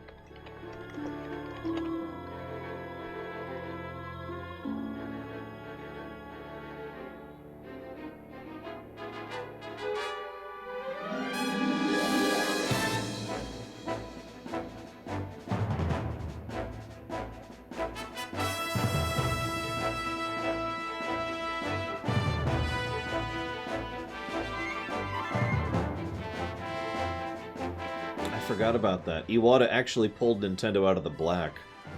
Did you know that? I knew that, but I'd forgotten about it.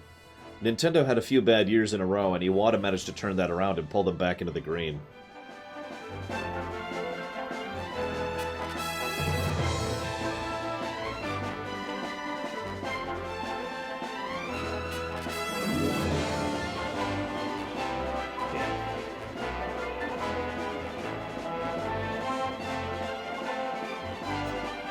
Trying to find it doesn't look like I have a producer credit here for him, which is just as well. I suppose it would be a huge list, just huge.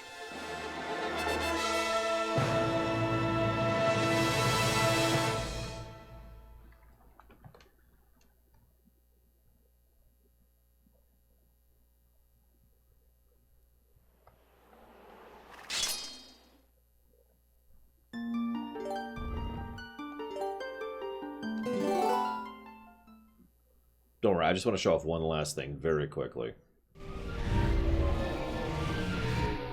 This won't take long.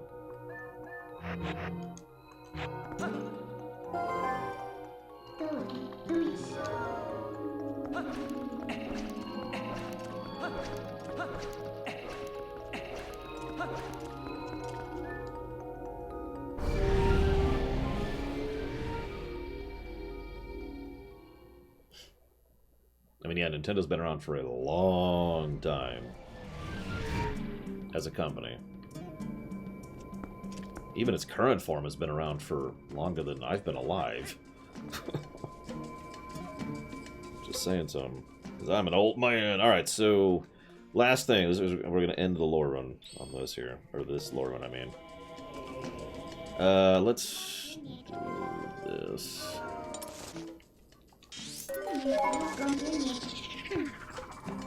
But yeah, I'm looking at my pluses and minuses, and I think I'm pretty cool with all these, which means we're ending with a plus 15 to gameplay. That might actually be a record. And plus 7 to story, which is pretty good for a Zelda game.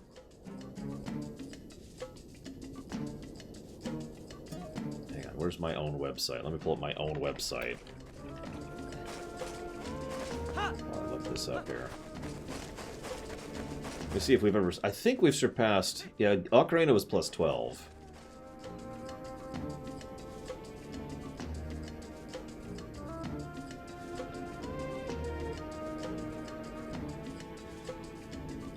There we go. Okay, so our, Mario Odyssey surpasses it. That's not surprising.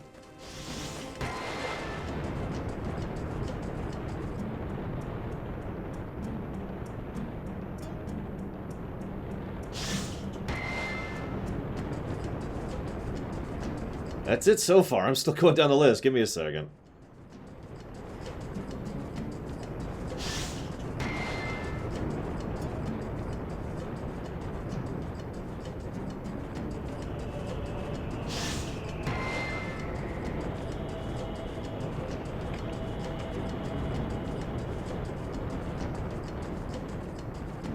So, Mario Odyssey has better gameplay. Super Metroid has better gameplay. Which, yeah. And I'm still going down the list, but I think that is going to be it. I think that's where we're going to end with that. Which would mean, in terms of pure gameplay, of the stuff we've reviewed so far, this would be the third best gameplay of any game I've played so far for this review system. And speaking bluntly, I actually agree with that. I stand by that concept.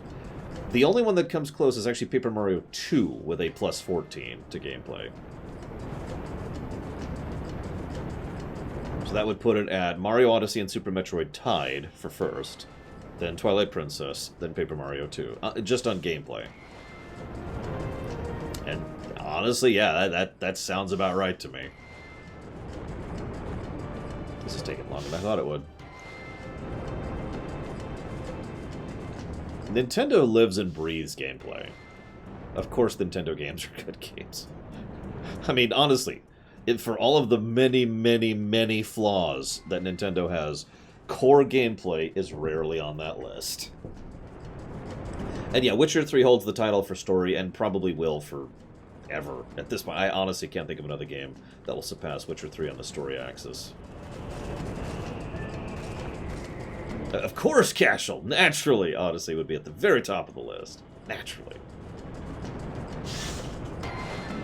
Yeah, Cyberpunk might, I don't know. We'll get there when we get there. Witcher 3 had a plus 42 to story, Malachor, which is absolutely insane. If you know anything about my review system, you know that like around plus 5, 6, and 7 is average for a good game. So here's what happens when it runs out of rupees. Note that this is even slower than the Iron Boots.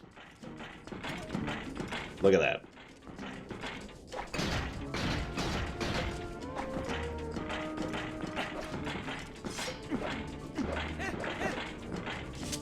This is the last thing I wanted to show off because I never got a chance to do it otherwise. This is the magic armor with no rupees. Probably not, honestly, Casual. Witcher 3 has the advantage of being a fully cinematic voice-acted game with 2 expansions baked in. FF6 has none of those advantages. So even if FF6 was equal in quality, it would be less in story positives, because it would simply have less positives to rate. So hang on, let's do a little test here. Let's turn that off. Oh, no, it looks like it's actually the same speed. My bad. My bad. I thought Iron Boots were faster for some reason. Anyways, that, ladies and gentlemen, has been Twilight Princess, an absolutely awesome game that, despite its irritations, I have loved. I am curious where Wind Waker will sit, because I haven't played Wind Waker that many times. Now, what I'm going to do is I'm going to go ahead and chop off here and take my break now, because we're like half an hour to the break time anyways. So, in about an hour, I will see you guys for Wind Waker.